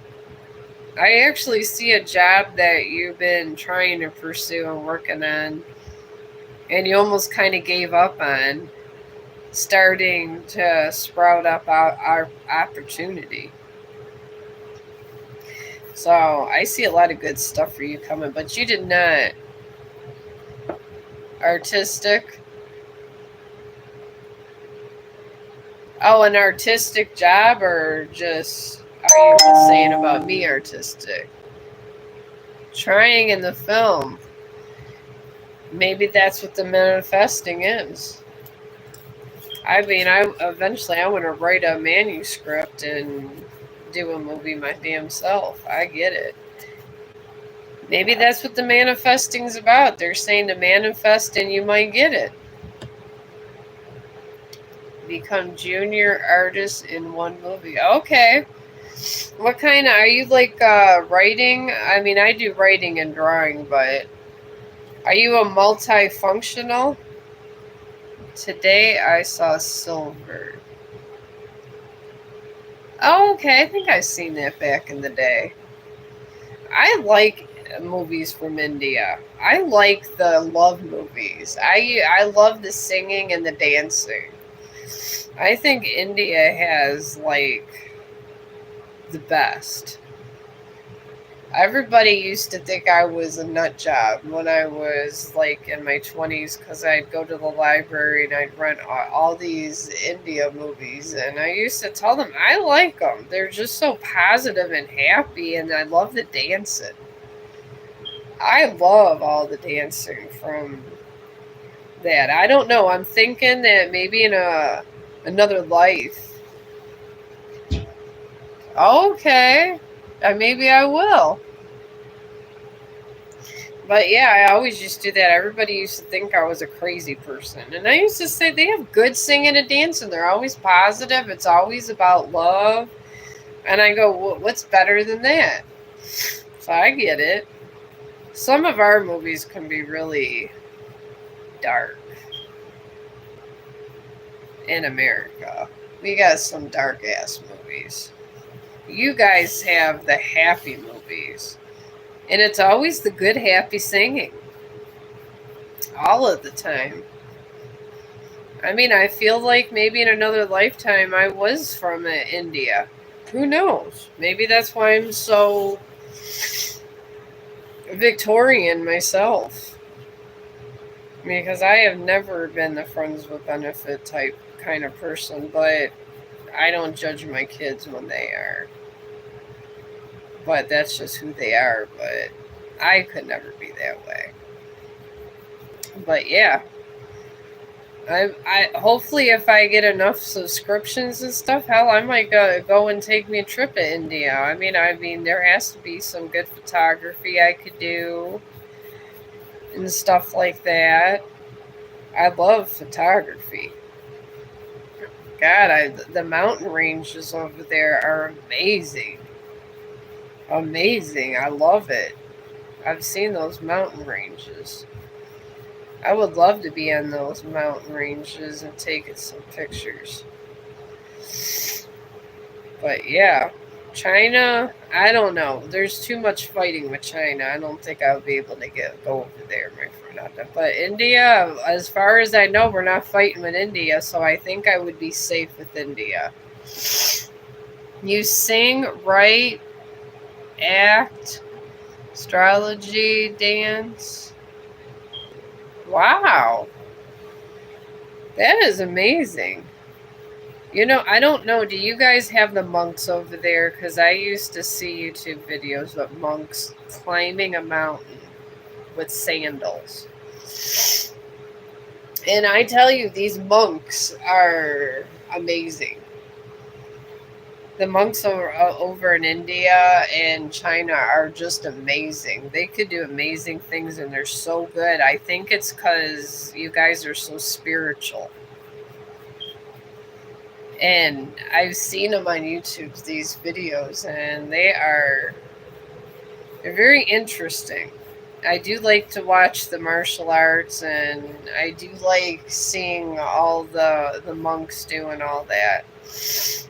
They say there's a different style, though, that the monks do, and the monks are very good at it. So I don't know. Chinese is mainly Buddhist. Ours is Hinduism. Okay. I like both religions. I am one of these people that I believe in God, but I was raised Catholic, but I believe everybody has the answer to God. And I love the countries that have a lot of religion behind them. But yeah, I like the Hinduism, but I like the Buddhism. I do believe in reincarnation, but you guys have a big answer to the question yourselves. You really do. And there's such good, happy energy. You really do. Sometimes in America, I mean, they used to say that is where the beast is coming. They might not be wrong. They really might not. Because I am from America saying this. Sometimes there's some dark ass energy here. And you guys just have the nice, happy energy over there. And you got the good religions. I mean, you got the Catholic religion, literally, the origin of Catholic religion. When I was. They threw people and they murdered people and threw them in a lion pit, the Romans. And I was told when I was younger that I just need to accept these things. And I said, who throws people and watches them getting eaten by lions? And then it says, be Catholic, or that's it. I mean, this is the kind of environment I grew up in.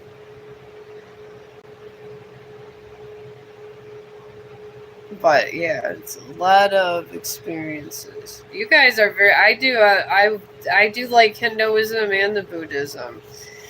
I know it's not. It's close, but I know it's not the same. I'm not trying to be disrespectful, but they're very peaceful religions. They do. I mean, where would we be in the movie industry without all the monks teaching people martial arts and stuff like that? I mean, those We need China with their religion, and you guys with all of yours with the Hinduism. It's you guys are awesome because 27 common people killed.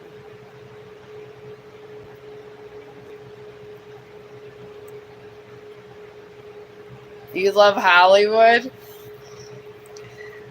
I mean, I grew up, I guess, in this culture, but I probably eventually, once because I am a writer, interested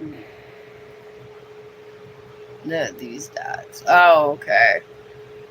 I know Hollywood, they say, is supposed to be more popular than any other industry, whatever, around the thing, but I think you guys have good movies. I really do. But they say that America's version is supposed to be the most popular, so. But, I mean, I'm a movie buff. I get it. I like it. I like it, the movies with good writing. I judge people by their writing. I do. I'm one of these people that will literally judge you by your writing. And if I literally don't like a movie or whatever, and I think the writing, even if it's a B movie, I don't care. I just think the writing needs to be there. I like older movies. I like The Fall of the House of Usher. That from the 70s. That is a good movie there. I tend to go towards the old horrors. Oh, well, thank you. I loved all those kind of books. I think that sometimes through horror it teaches us where life can be really horrible and how we should appreciate life. Because through every good horror movie, there's some kind of truth to it. I mean, yeah, obviously there's not zombies and this and that, but there's a horrible people out there. I mean, you have all the different killers, and a lot of the writers, especially from America, it's based on some event, like the Jigsaw Killer Saw. That is like one of my favorite horror movies. Saw. I like Saw. I could totally see his wife was literally murdered while she was being pregnant. And they were kind of an older couple and didn't have a kid, and it was their miracle child, and he had cancer, and she was a nurse in a clinic. And she tried to help this young kid out, and she was supposed to come home to her husband, and she just ended up being murdered. And it was an actual killer, and it actually was untrue facts. It really was. Yeah, that's pretty good too. Oh, you like David Lynch? He's pretty good too. But yeah, I think through horror it teaches us that we need to respect life. Because I tell you, I mean, I guess I got more religious when I went to ICU and flatlined. But there's stuff out there, and it's there when you die. It's always there. And the thing is people don't realize it till they are dead. And maybe horror movies is a way to show people why you should be kind and why it's so important to have a good death. I mean, to me, that's what they signify. Because I believe if you're mean to a dog or a cat or anybody, I believe all of that comes back to you. And sometimes in the next lifetime, I think you are a dog or a cat. And then you see the struggle of the animal that you were nasty to sometimes. Because I seen a lot of stuff when I died. A lot of stuff. And I always was kind to animals. Every animal I was kind to, I seen. Every person that, all of my family members that passed, I seen them.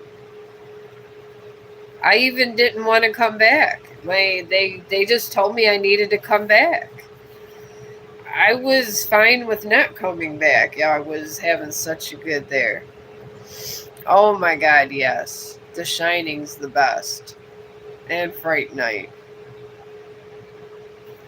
But yeah, I mean, I think Hinduism and I think both religions with the Chinese and the Hinduism and the other one, I think both of them deal with ancestors. But yeah, all of this is true things, and I think people just lose insight on this stuff. I don't know why. I feel that if we foreseen things for what they are and really tried to care about things more, it would be a good world. But I believe some people got to repeat cycles because they just keep doing bad things all the time, and they don't get any good happy cycles.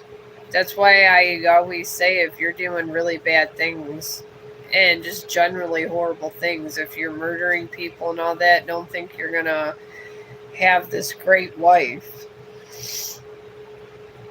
Oh, is it? I did not know that. I had no clue that it was a mix. Maybe that's where I get it confused. I love studying religion. What really confuses me is the Quran. I read parts of that. The Quran is really pretty. It has good writing, but I don't understand it as much. I don't know if that's a mix too. I couldn't tell you if that's a mix. But I don't know. I've always vied with Hinduism. I believe in reincarnation. I really do. And I've always been a sensitive. I see, like, I mean, I'll have tears come down my eyes when I just see, like, if I see horrible events, or if somebody was like really horrible, I sometimes feel their pain.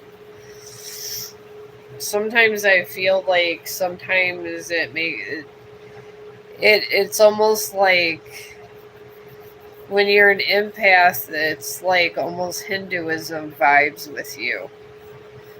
Especially if you're an empath that died and came back. And I do feel like I'm more attached to both. Well, I really hope that you subscribe to me because I love talking religion. I really do. I enjoy it, and I don't think people talk about it enough. I don't think people talk about the light how it is. They just talk about this. Oh, well, thank you. Yeah, I mean, I was raised Roman Catholic, but I feel they're closed-minded. I argue with priests. I used to tell the priest all the time, they tell me when you die, you're never coming back. I was like, if you're telling me if I have a soul, wouldn't I just become another being? Why would I just die? What was the point of making my soul if I was going to die? They sent me to confession, my friend.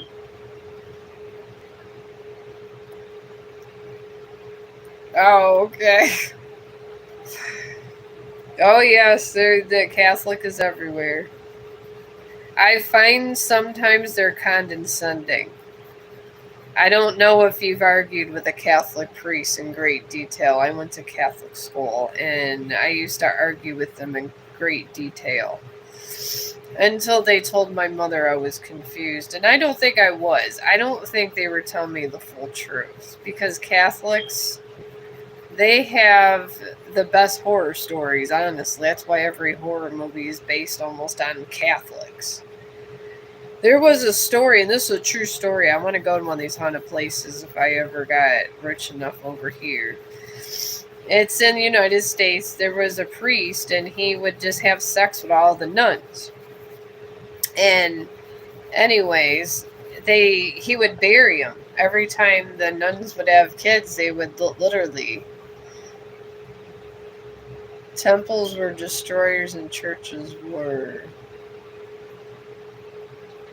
Oh, okay. That's a good thing. Yeah, but there was a one that, and this is a true story. That's why I just, after I heard of this when I was younger, and I think this was in 1200 or something.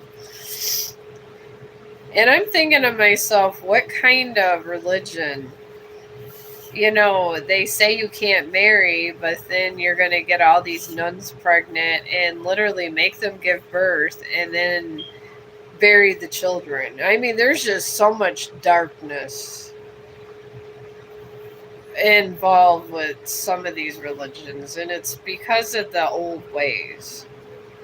I think we should adopt a lot of the Hindu ways. I feel it's way more peaceful. I really do. I feel instead of telling people you got to believe this or this, just have like a mix of things, and I believe it would be better.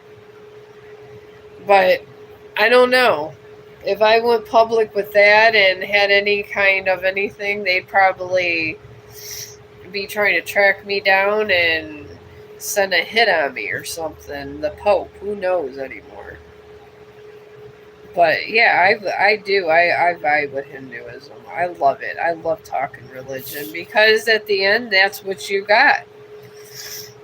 Because death is but a transition of another rebirth, and we're always a teacher, all the time. I heard that.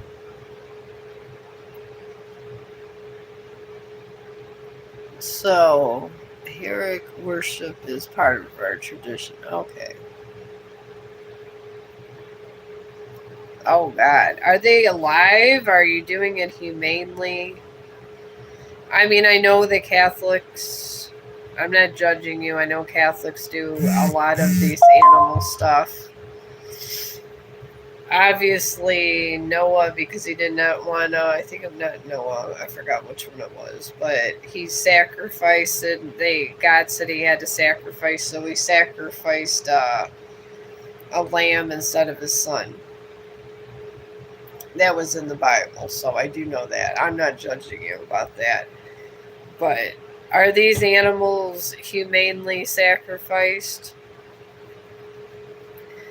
Because, I mean, I get it that sometimes, things like that, I guess, would have to be done. Sometimes I think the devil worshippers don't do it. Oh, okay. Well, that's good. At least they're not being tortured or nothing. I don't know. Some of these religions do. I mean, I was on Facebook and I'd like to study religions. And they had the Satanists there. And I was like, okay, I'm not going to judge, whatever. Some of these guys, oh boy, they be talking about suffering and all kinds of stuff.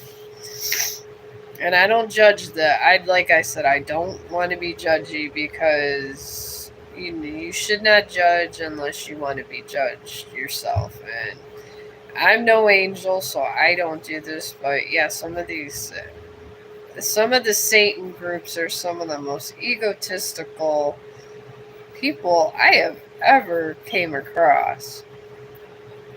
And they are not nice to their animals when they're sacrificing them. That's not. They don't do anything nicely. I will tell you that. It's terrible the way they do it, and it's just, I guess it is what it is, but they kicked me out of the group because I'd ask a lot of questions when I asked them.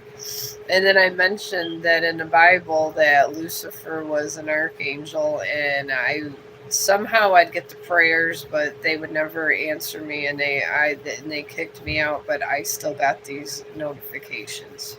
I don't know. Ours has a beautiful. Oh, okay. Well, that's good. I mean, I know that some things are meant to be sacrificed in the world. I know they are. And sometimes I'm plagued by visions. I'm plagued by a lot of visions that I don't want to see sometimes. I'm always plagued by animals it's always about weather and disaster all the time. I don't know where it comes from when I died and came back. Sometimes when it gets closer to an event, I'm always getting weird visions. And I try to just do my own thing.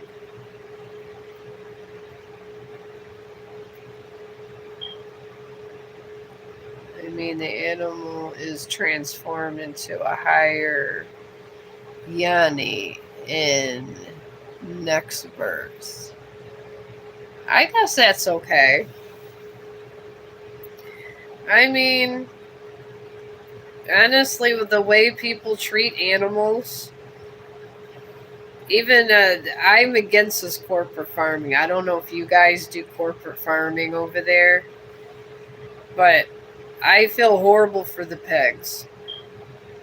And I do. These pigs are in these metal cages, and they have sometimes the most horrible life. And I don't like the way they're treated. I don't even like eating pork because of it. Corporate farming is evil. It really is. I don't understand why people go with it. I just literally, I didn't even eat pork on Easter. I really don't even eat ham because of the way they treat.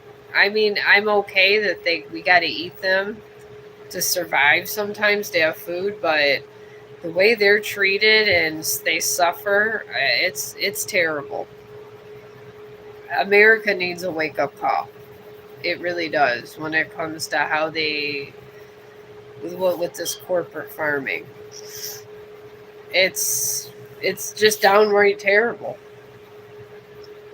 And I just think that you disgrace the whole animal spirit when you do that. I mean, I don't know if that's just the empath in me, but I can't literally eat any kind of pork anymore. I'm just a nature lover, and I just try to be on the right side of goodness now.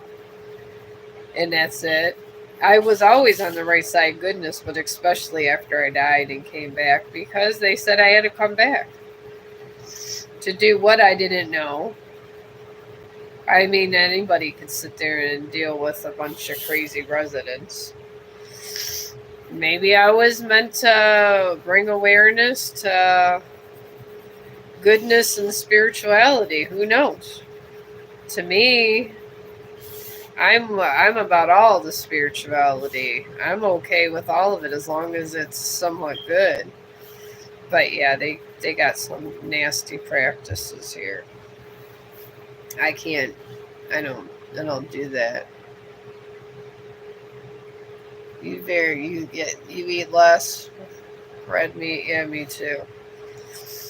I eat it when I have to, when I know that I'm kind of getting low, my iron's low, and just I have to eat a little meat. But it makes me sick. I believe in regular traditional farming, like back in the day, where the farmer took care of that.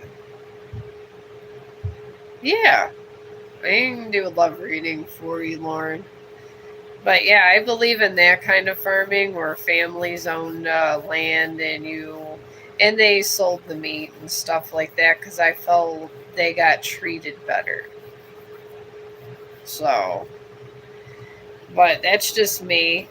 people think I'm a psychopath because I feel this way up in America and I was not eating ham on Easter. I don't like the way they treat them. I don't like the way the poor cows are treated. I can't. The cows too. I mean, I tried the cows are treated unfairly. I feel like we're just the cruel monsters anymore.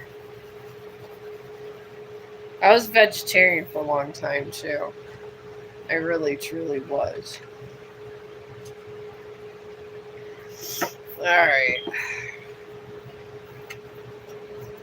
I bring old ways back. Ugh. Yeah, I wish old ways would come back. I really do. Here, Islam flooded our temple with cow blood. Oh boy. Well, you know what? There's slaughterhouses with lots of cow blood. It's not sacrilegious. I think Moses and Noah did that too, so. They didn't. It was like right at the time of Jesus when they were. Oh my God, was it the Israelites? They put it on their door. They put blood on their door so the plagues didn't get to them.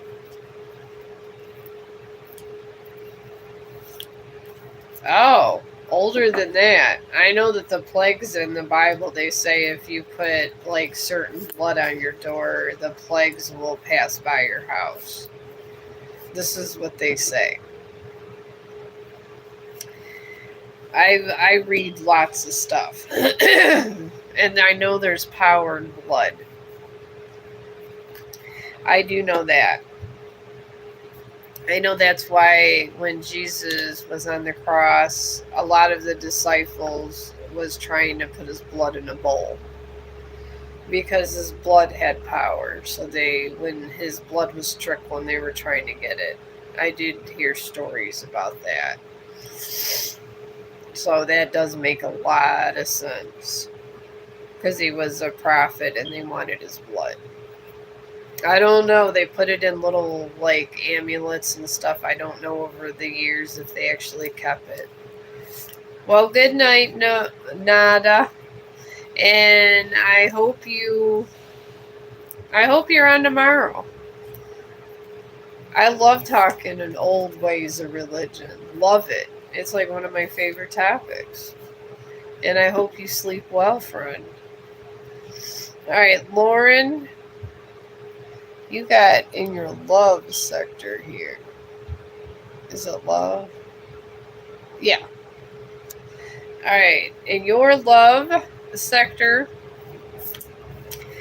you're in South Node. And this talks about your past holding you back. Oh, bye-bye. I'll be here tomorrow. I'm feeling better. So come join me tomorrow. I got more questions for you. You know about all the old ways I be studying. And I hope you sleep well. Alright, Lauren, you're in South Node, and this, like I said, just talks about you're letting your past hold you back. You're surrounded by a new moon in Aries and a new moon in Scorpio. And the new moon in Aries just talks about it's time to move on and wipe clean your past and let it go. And the new moon in Scorpio talks about working through your fears. So I feel that you will find somebody as soon as you let all the feelings that you have for your past completely go. But I'm not seeing anybody until then.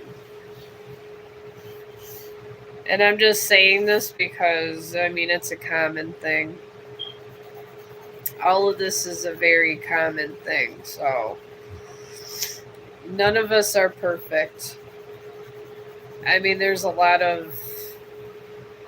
We all go through trials and tribulation in life. We really do. You always will. So maybe just, I mean, I draw to get through my stuff if I'm stressed out. Maybe just try to find something that helps you get through in life, and before you know it, it'll all be gone. But I'm not seeing anything until you let all your hurt go.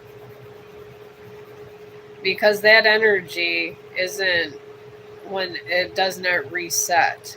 I'm not even saying it's your fault. That kind of energy does not reset until you've let it all, until you've made room for more energy to come through.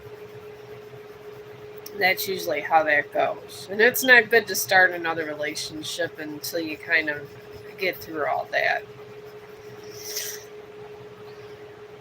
I didn't date for long. Oh, you're welcome. I'll be on here drawing. This is what I do to get by in my life. I like to talk religion and draw. And I like to talk about arts too. I feel it's good practice and to get your mind off things to actually have an insightful friend. I really do. And I like to bring things out of my artwork. Oh, I'm making right now cherry blossom branch. If you're subscribed, I have in my posts, because they have a thing over here that's kind of like Facebook where you can post everything you do. And everything I draw, I put in my community post. And I'm thinking about getting a PO box. And in my little PO box, I'm gonna just randomly send people like sketches, but I'm waiting, like I'm gonna try to like stockpile little things. Like, and I do this just to calm myself through stream, because sometimes when you're up here, you kind of need to focus what you're saying, and it helps me focus drawing. So I figure, I can randomly bless somebody, because this is what I do to calm myself. So that was my plan with all these. I have them like kind of all around my house. But if I got a P.O. box, I can kind of, keep my privacy, so I don't have any creepy people trying to come to my house. And it'd be a safe place type thing. Because everybody needs a little bit of happiness. And if you could put a nice picture up in your house and it makes you happy, sometimes that's like the best thing.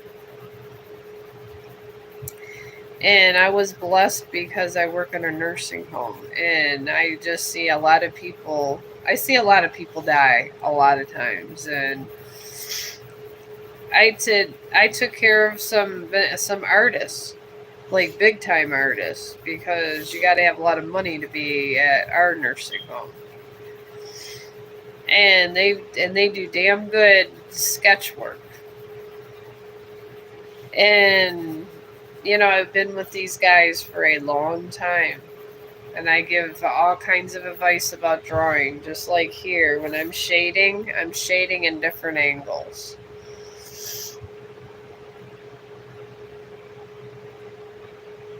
Oh, well, this is just a lot of my residents that passed away. Like when you're shading to give dimension, like I'm moving everything this way because I want you to look at this way, and then if it's sideways, you shade more sideways. It took me a year of practice just to get like this, and to be able to do the Grim Reaper, to get his little fingers perfect. It took about a year. I like to come here and share all the information I got from all of the residents that passed away that helped me. I just give back the love. Because some of these, I try not to trash talk anybody's stuff, but some of these art places that are trying to show you how to draw, I feel they don't give it justice. Just like these leaves.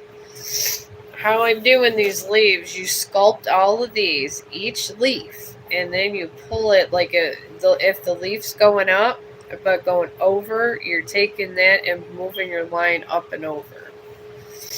And they don't really sometimes tell you that in these tutorials, and they don't tell you their special technique. And like when you're doing your pastels, when you go in the background, because I'm going to pastel this in a few minutes. And there's a certain technique, because I'm taking care of a resident now and she's on hospice and she's not doing very well. And she could take pictures and make them look exactly like the picture with pastels. She told me to throw away my paints. In fact, this is what she does. But when Tom Denny, he did all the stuff for, like, he did people like Thomas Edison and everything for the Cleveland Indians. Well, the old former Cleveland Indians. And he taught me how to do paints and was teaching me how to do pastels also. But it's all in the way you do these lines with the leaves. Like these, I'm going up and over and curving a little. It's all on your little curves. You're constantly, and then you shade that area. And I do everything with pencil until I get to my pastels, because I was told by great artists this is the way that they did things. And I don't argue with excellence. If somebody is at the top of their food chain with stuff like this, you don't argue.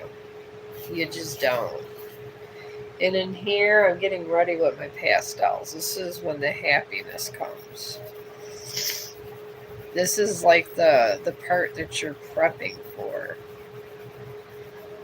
You really are. I haven't even got to where I could draw people yet. I got to do a whole lot of this for another year or so before I could even do a person. I'm able to do the Grim Reaper and stuff like that, but honestly, people that have been drawing for a couple of years could do that. But I've only been doing this for a year. I'm thinking before I could do Thomas Edison and all these different ones, it's going to be a minute. And I'm okay with that. Because we all learning together over here. I'm not perfect. I am far from perfect. This is why I need resident help just to be able to draw. Okay. Yeah, if you're subscribed, it's all in my I post every day and I keep the live streams and everything. I really do. And I answer questions about everything and all that, so. About even art, because I'm serious about my art. And you have a lovely evening, too. Oh, hi, Vicky. How you doing? How was your day? Well, you're lucky, Vicky. I just finished with this, so I'm starting my pastels. Do I remember? You do sound familiar. I had a couple Vickies. I'm not the most popular over here, and I'm okay with that. I feel if you're all over the place and you're too popular, I feel you forget things, and how can you keep up with that? I mean, Wiz Khalifa's over here with his new albums and has millions of people. And I get it. He's he's Wiz Khalifa, but I feel sometimes if you're too big too fast, sometimes you miss out on the little stuff. I like to be here for the little stuff for you guys. And maybe that's the kind of streamer I'm supposed to be. And I'm okay with that. So, you said that you were making. Yeah, what was I making? Was it a painting? I'm usually over here doing art. This is what I do every day. I take this white pastels, the chalky one, and I use it here, especially with these flowers, because and it kind of rubs in with the with all your pencil too. White is a very important. I'm always making something, Vicky. I even do perfume. Oh, yeah, I did the Mickey Mouse. I've done like 4 or 5 of them. I did Goofy. I did a bunch of Poos. It's on the community board. I post all of them. They're all posted. And I'm pretty good at Pooh now. Now my daughter-in-law wants everything's Winnie the Pooh because I guess it's popular now. So now that I've perfected Winnie the Pooh and Rabbit and all that, and I'm gonna go ahead and probably do a big collage for the baby's room. So, and then I guess I'll get along with my daughter-in-law, even though she got issues. What are you gonna do? It's life. This is what kids do. They like to bother you to the day you die. And even then, they somehow bother you when you're dying. Even when you're dead, I believe probably it bothers you. But that's motherhood for you. But yeah, I got through it. And I'm doing really good, and I'm actually getting faster at it. Everybody told me my little art teachers at work laugh out loud, like to talk to. I call my residents that because they pretty much are my art teachers. But yeah, the Sharon told me that I would get faster the more I do it, and I have gotten faster at this and more precise. And it does take a while. It's only took a year, laugh out loud, but yeah. But my husband sat there and told me he don't care if he was doing a year, he still couldn't do it. So I don't know, maybe I had hidden talent and didn't find out till I was 50. I mean, I didn't start doing this till I was 50. And then I just had a couple, I just get like, if I get stuck on something, I just get advice and all that, like, and I call it going to art school. But yeah, this white pastel, I'm putting all around here, folks. And I swear, if you guys are practicing sketching, you take just the white pastel with the pencil, look how wonderful that looks. I'm just literally putting a white pastel just around here. I'm doing it with the leaves too. Right around the side of the leaves. It gives it depth, perception, and it makes it look more lifelike. Because this is what you want when you're dealing with any kind of floral or animals or something. You want it to be picturesque or picture-like. And I'm just doing this because I really kind of want to start bringing out these flowers. And these are what these artists do when you go on Etsy or whatever, because who has money to go on Etsy all the time for everything? And some of these sketches they want $200-300 for. That's crazy talk. I would never, ever charge that much for a sketch. That is ridiculous. I don't care how good the damn thing is good. That's too much money. I'm a cheap ass though. I really am. I'm always trying to save some money these days. I feel it should be a family budget. And you should not, everything should be tried to be saved. But that's just me. And that's why I'm over here doing all this, because that's what I do. Alright. I don't know, I might leave it just like this and just use the white pastel.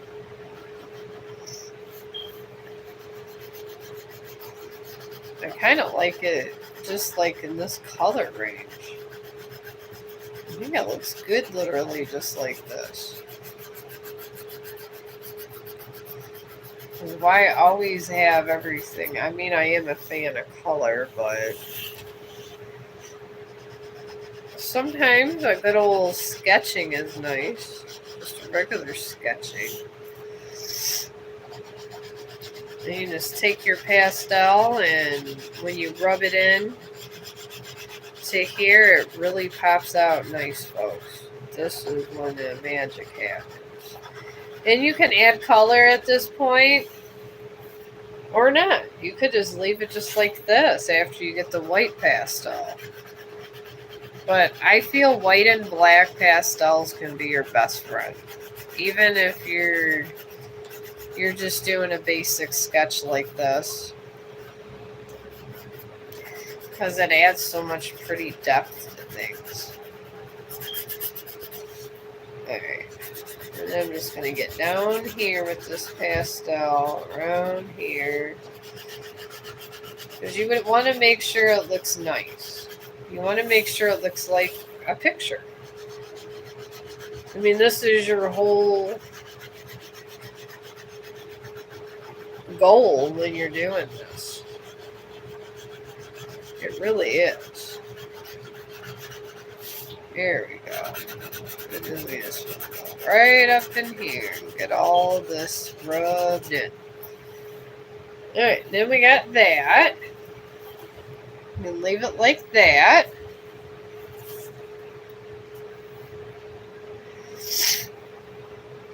But I am going to add just a little tiny bit of color.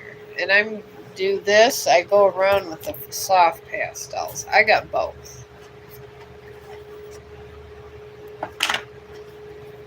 I be loving my pastels these days. Alright, since I got the white, I'm going to do hints of pink. I just want to bring out, I'm going to do pink and green for the leaves.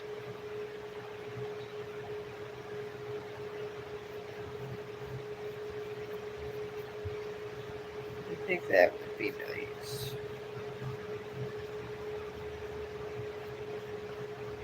I'm just going to go right around the edge of these flowers. This is my favorite part. I get excited when I finally get like the perfect kind of sketch together. And this truly is my most happiest time. And this I'm just going to go just around the edges with it. Just to bring a little color out.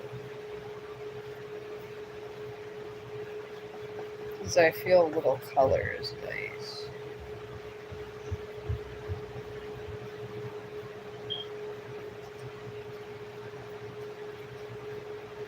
Move it a little bit over here.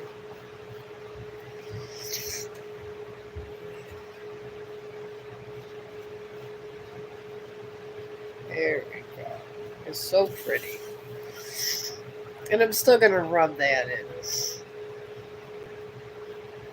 But these soft pastels, I do the soft for precision, and the other one is just blend in the background. But see, it's starting to look nice, and that's why I gotta blend it again with that. Move it over that way.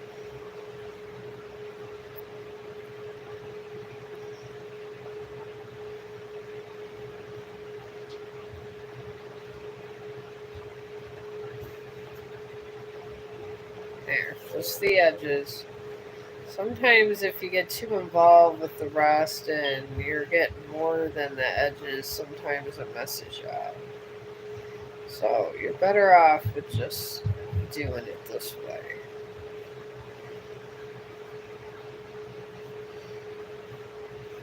There we go.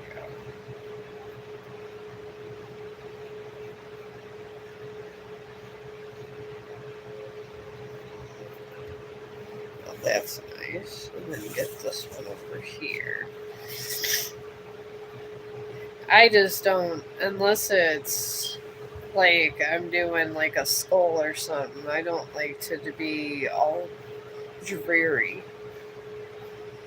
If it's not, I like it a little vibrant. If it's not all, and if it's not one of like a dark painting. If it's a somewhat happy painting, I like to make it nice, happy colors. I feel like gives it more justice. But I got that so far. I'm just gonna put some more soft pastels to it. Just a little green, not a lot. You don't need a huge amount once you get to this point. Oh, I forgot on my little budlings. Hang on. I have a little budlings here.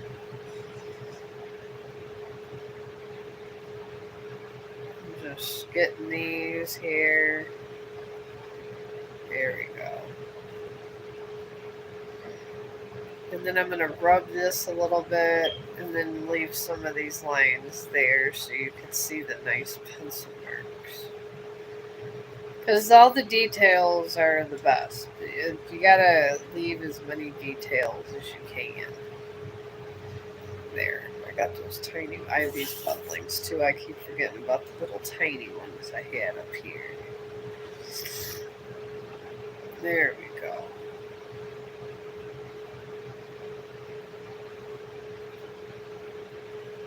But yeah, it's only taken me 2 hours to do this. All of my laugh out loud, all of my residents that do this kind of stuff were not wrong. Not at all. Oh, okay.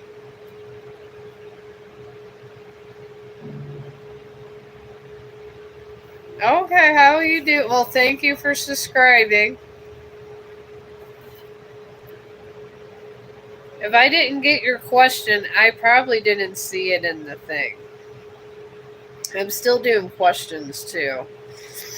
I just like to do this because it calms me down. I always talk about for you guys to do stuff to calm you down. This is what I personally do to calm down because it's intimidating being up here. I'm not gonna lie. I don't lie. So this is what I do. I calm down, and I just have a whole lot of artwork going on. I'm like, and it's really good because I'm on the medical marijuana. So, and I'm not doing it just because I want to be high. I'm doing it because I have true anxiety. And sometimes I don't really feel like always being high. I'm not that cool like some of these guys around here. But I got this so far, and it actually does help.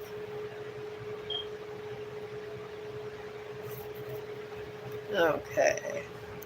An enormous quarrel going on at home. I want to know if there's something about to happen this week. Oh, yeah. I got you. Who will be my new family? That's a tall order. I will try to see what I can find out, but that's a tall order there. Some things I'm blocked from, but I will try. Alright. Papu or Papu? Alright.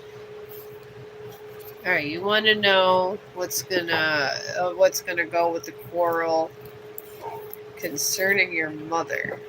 Alright, let's find out. Mothers are important, and then I'll get to you about your new family, Christopher. I mean, I'm sorry if you lost your old family.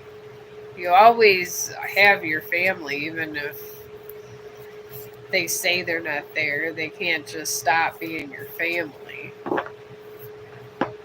But I'll get to your question next. Alright. No, I'm alright. I've been sick. No, Christopher, his question, he lost his family and I've been sick. But no, I'm alright. I just came off of 4 days with a fever and everything else.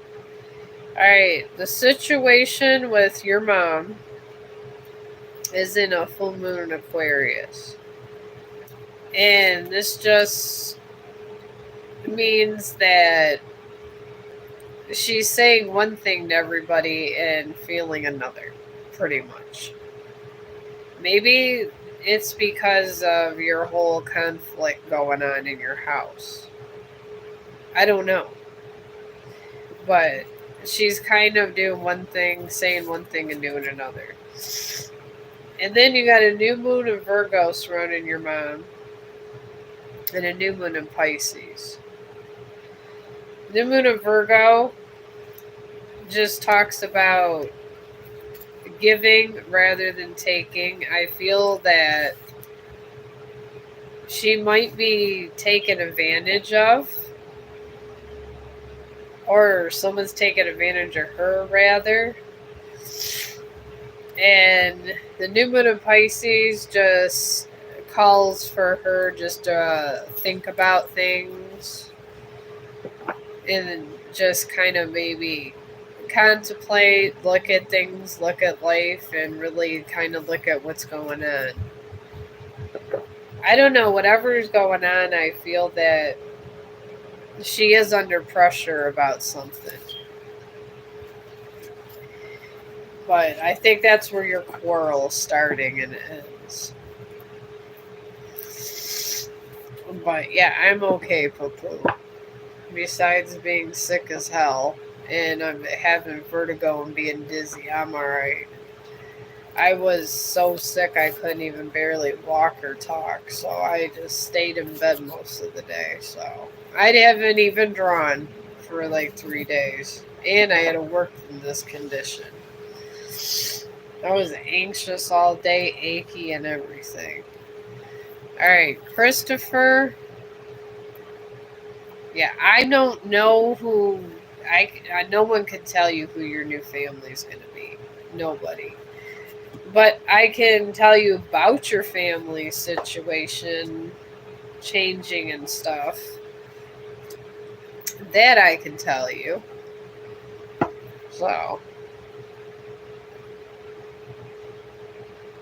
Oh, I just did yours. Poo-poo.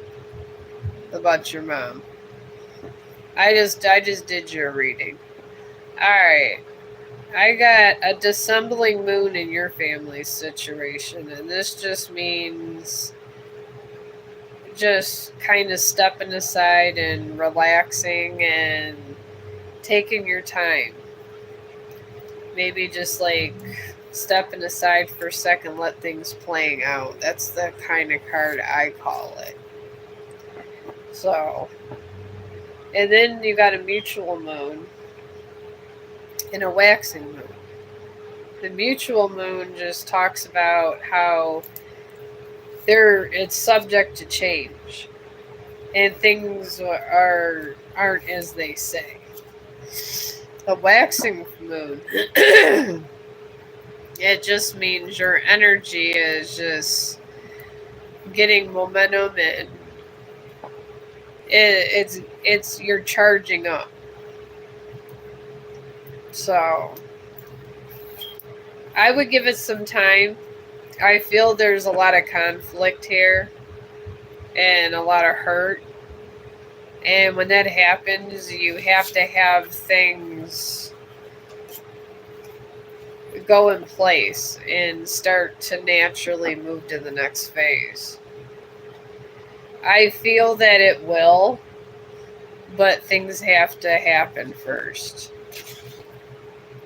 So I wouldn't worry about new families and all that, because if you're meant to, I don't see you meant to have a new family right now, but it does happen.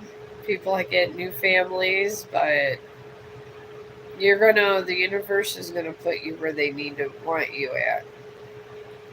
Even if you want to be somewhere else, the universe puts you where the universe wants you. Just keep that in mind. We don't have control over these things. I have tried in my life to have control of these things, and I never did. And I think we all have from time to time, Christopher, so I wouldn't worry about it. I mean, if you're in a bad spot where you're living there, maybe try to separate yourself from the situation type thing. I might try to do that, but I would let it play out. Alright, now I'm going to start rubbing all this in. Because that's what life is. We just got random possibilities that are always going in and out. It's crazy, but that's sometimes the way it happens. And with these pastels, when you're doing this here, rub the side even with the soft pastels. Don't leave them like this because it does not look professional. I've been told that by my little resident art teachers. I like to do one color at a time, and she says, my friend Sharon says use your finger. It's better. So I'm going to use this finger for all the leaves, and then rub it in really good because it'll look nice and picture-like. But yeah, if you guys are stressed out, start painting. Even if you don't think it's good, that's okay. Not everybody's perfect. I've been doing this a year, and I got people that know how to do art showing me. But you know what, you guys, there's all kinds of teachers over here. All kinds that teach you different stuff. I could tell you little things. There's Painter's Valley over here. I heard they're pretty good. And then if I'm doing something of interest, you can always ask me. I'm not trying to be in an art gallery. I'm just not. I'm just the friendly tarot card reader with anxiety issues. That's about it. And if it's meant to be, it's meant to be. If it's not, it's not. I'm okay with that. Take another finger to rub in a different color, because you can mix colors this way. They say you can use paper and all this other stuff, but the famous sketch artist that's been teaching me, she uses her finger. And she's in her stuff, she has her own little shop around here, and some people was paying $500 for her stuff. So I mean, I believe the person that has their own shop and getting all kinds of money for their stuff, because it worked. I think it looks nice the way she does it. But I mean, Painter's Valley has a lot of stuff too. They're incredible.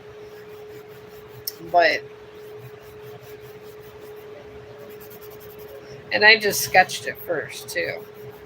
And I'm getting all these little buds with the one finger that's for the pink rubbing. And your fingers with the certain pastels you can use in the background and circle it. Do circles, because she says if you do circles, it comes out more like a picture. You just do everything in a circular motion with this.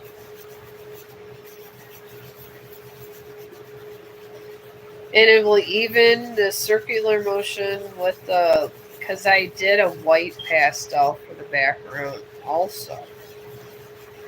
It'll help with that too. It gets it all. And then I'm just gonna just color these leaves in a little. And get that in nice.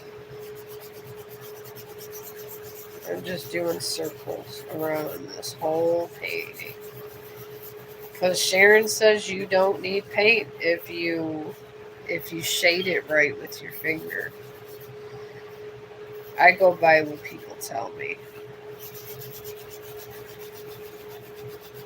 I think she's like the most sensible person, but sometimes I don't have time to go in this painting valley. But I heard from my co-worker's daughter that Painter's Valley is wonderful, and she goes on there. So that's always an option for you, especially if you have anxiety and just little issues going on in your and stuff. And I don't like taking any kind of medicine for it either. I just take it out of my art, and then my little anxiety from the day's gone. And there we go. And that's all you gotta do. Just rub in circles. And all I did, literally, you watched me just with the soft pastel. That's all Sharon does.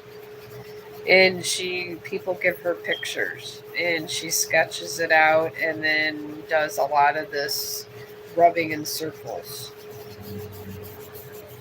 And she says that's her method, but honestly, it's not a bad method. Her stuff is really good. She's a real talented artist, though. She really is. And I just smooth it out, because you don't want to leave a lot, because then if you go to try to hang it up or something, you're going to have, like, it's not going to be rubbed into the paper good. She's told me about that too. You want it to have a real good picture appearance. And she says you just play around with it. So I like to play around with it till it's all rubbed in, because I spent like 2 hours sketching it. And there we go. And I just did a final smooth over. And it does. It looks like a distant picture, and that's how artists get this effect. So, oh, hello. Oh, 8-Bit, how you been? You know I subscribed to you, like, after you subscribed to me. I try to tell you, but I don't know. But I am subscribed to you, and I don't unsubscribe. I really don't. Oh, you're welcome. I'm from Facebook. On Facebook, we follow each other and support each other. If you don't like someone's content, you still stay subscribed. I never unsubscribe. I feel everybody works hard to be over here.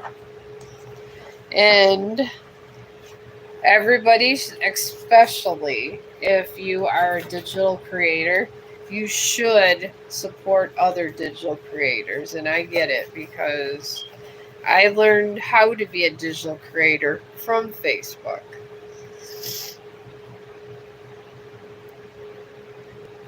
I still say subscribe to them. I am subscribed to some people that I don't really like their content, but I stay subscribed to that person, because it's only polite, because It's like eating at a restaurant, and just because you might not like how their food came out, somebody else might like it. I'm not going to be mean about the restaurant because somebody owns it, and obviously other people like the food, so I go with that philosophy. I honestly do. So yeah, I subscribe to you right away, and I'm never unsubscribing. So I feel it should be a movement around here. I want to start a digital creator movement because pretty much that's how I've started my career out. It calms me down to do videos. I like doing shorts, and we used to call them reels. They're called reels on Facebook, and now I got hacked and I can't even get on damn Facebook. So I don't know what's going on there. So you guys are my new Facebook. But yeah, I always do because I always done that on Facebook. I wish they had a happy birthday thing where you would know people's birthday when it comes up. Then I would say happy birthday to everyone every day. But maybe we could start a thing. Who knows? But yeah, honestly, I don't do it to make. Me too. I do this for fun. I'm not making no money. I would be over here sketching anyways in my life. I have my half of my living room is an art studio because I have anxiety. I would have made this regardless if it was on stream or off stream. So to me, it is what it is, but some people just take it way too seriously. I think it's very relaxing to be up here. Oh, well, thank you. But it is very relaxing to be up here, and you get to blog your activities. Sometimes you work so much you forget, and you're like, well, damn, what did I do the other day or whatever? And then you go, oh, I was on live stream. I blogged it. That's what I painted that day or some crap. This is what you do. But yeah, I did do right away. So, and I actually like your videos. I think they're nice. I've been I do some like where I've been doing different kinds of music. Oh, thank you. Yeah, if you're subscribed, I have a lot of them. I think that my Reaper was way better than that. I have a badass Reaper, and I'll show you my favorite Reaper. I don't know. I vibe with the Reaper. But this is my favorite right here. See his little fingers? I don't know if you guys see that enough here. Right there. And then the little fingers over here. Those took me so long to make. I was dealing with those little bony fingers. It took me just with him just holding it and stuff in the fire. His little fire thing. This took 2.5 hours. This was a more intricate drawing than that. This would be nice for a living room or something. It's not bad, but I wouldn't call this the best. But this damn Reaper, if you guys are starting out drawing, it took me a year just to be able to get that far with the Reaper. And then I have over here, I got them all kind of draped around my damn living room, honestly. I did this one. And then the Shadow Demon. I like that one. That one's not bad. Yeah, those two are not bad. I don't even know what the other one was. I just had a dream about that and looked it up. And I just to get a gauge of kind of where to put that, but I already had a dream about that one. And actually, the symbol with the shadow demon. I was told by a spiritualist at my work that it was somebody that was dark that was watching over me. And that's why I had that vision. But those two, I just freestyled from what I dream. I dream a lot of stuff. And sometimes, a lot of times it comes true, or parts come true, or things like that. Oh, this is the hardest drawing that I've made. Right here. Reapy. I love Reapy, but he was the hardest. When will you marry? I am not sure. Oh, yeah, safe bet. If you want to start drawing and you love the Reaper as much as me, it's going to take you a minute. Okay, hang on. Where did I put my cards at? I had them a second ago. Oh, here they are. But yeah, I feel that was the hardest because you got to be on point detail with the Reaper. And you would think he doesn't have a face. It's not so bad. Oh, was I wrong? All the bones, in the neck. I had to get 3-dimensional density because I had to take this and over here where you see that, and it's shaded over here, and then you got a shade in the mouth. Perfect. This is where the Reaper gets complicated. And skulls are hard too. Skulls in general are harder than people. I'm not at the people level. My friend from work, you'll find this hilarious. Yeah, that took a year too. That I shaded it as I went along. Shade as you're going along and fix it up, and then before you know it, it's done.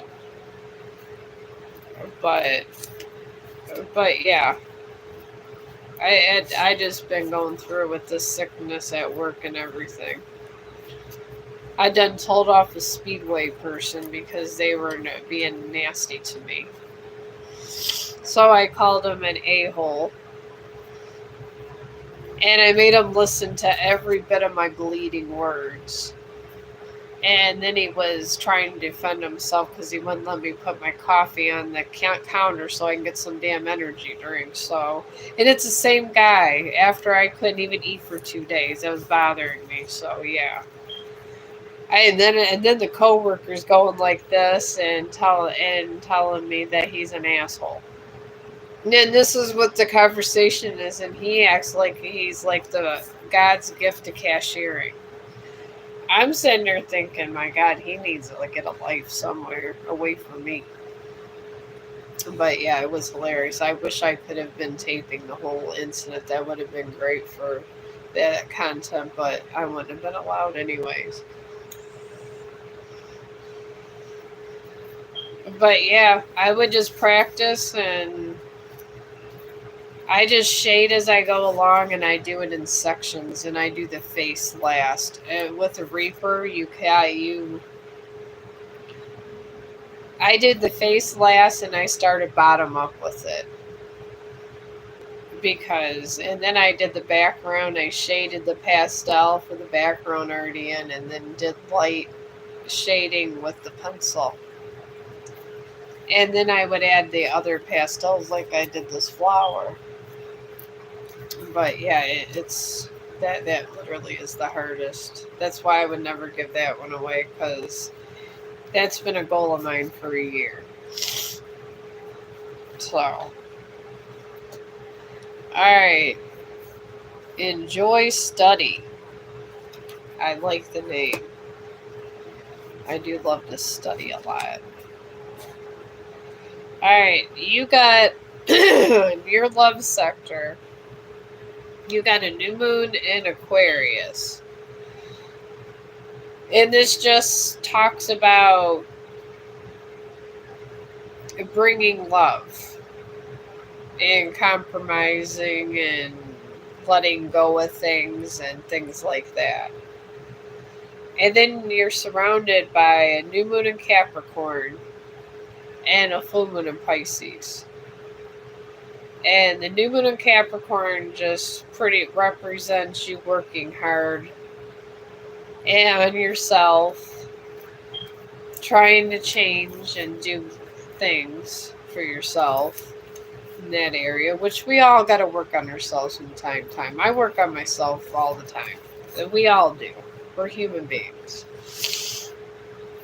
And then you got a full moon in Pisces. And this is where it talks about a balance. Balance your spiritual with which is your inner feelings. It doesn't have to mean that you guys are on a shaman path, laugh out loud, but no. It just means balance your inner with your outer goals, both together. Like if you know you're in the middle of a bunch of stuff going on, but you know you have it in your heart, sometimes you have to wait for them both to equal out. But I do see you getting somebody within maybe like the next couple months. But I mean, it's up to that person about marriage or not. Nobody can predict this stuff because there's free will in this realm. So, but my phone's about to die. Thank you, 8-Bit, for stopping by. I appreciate you.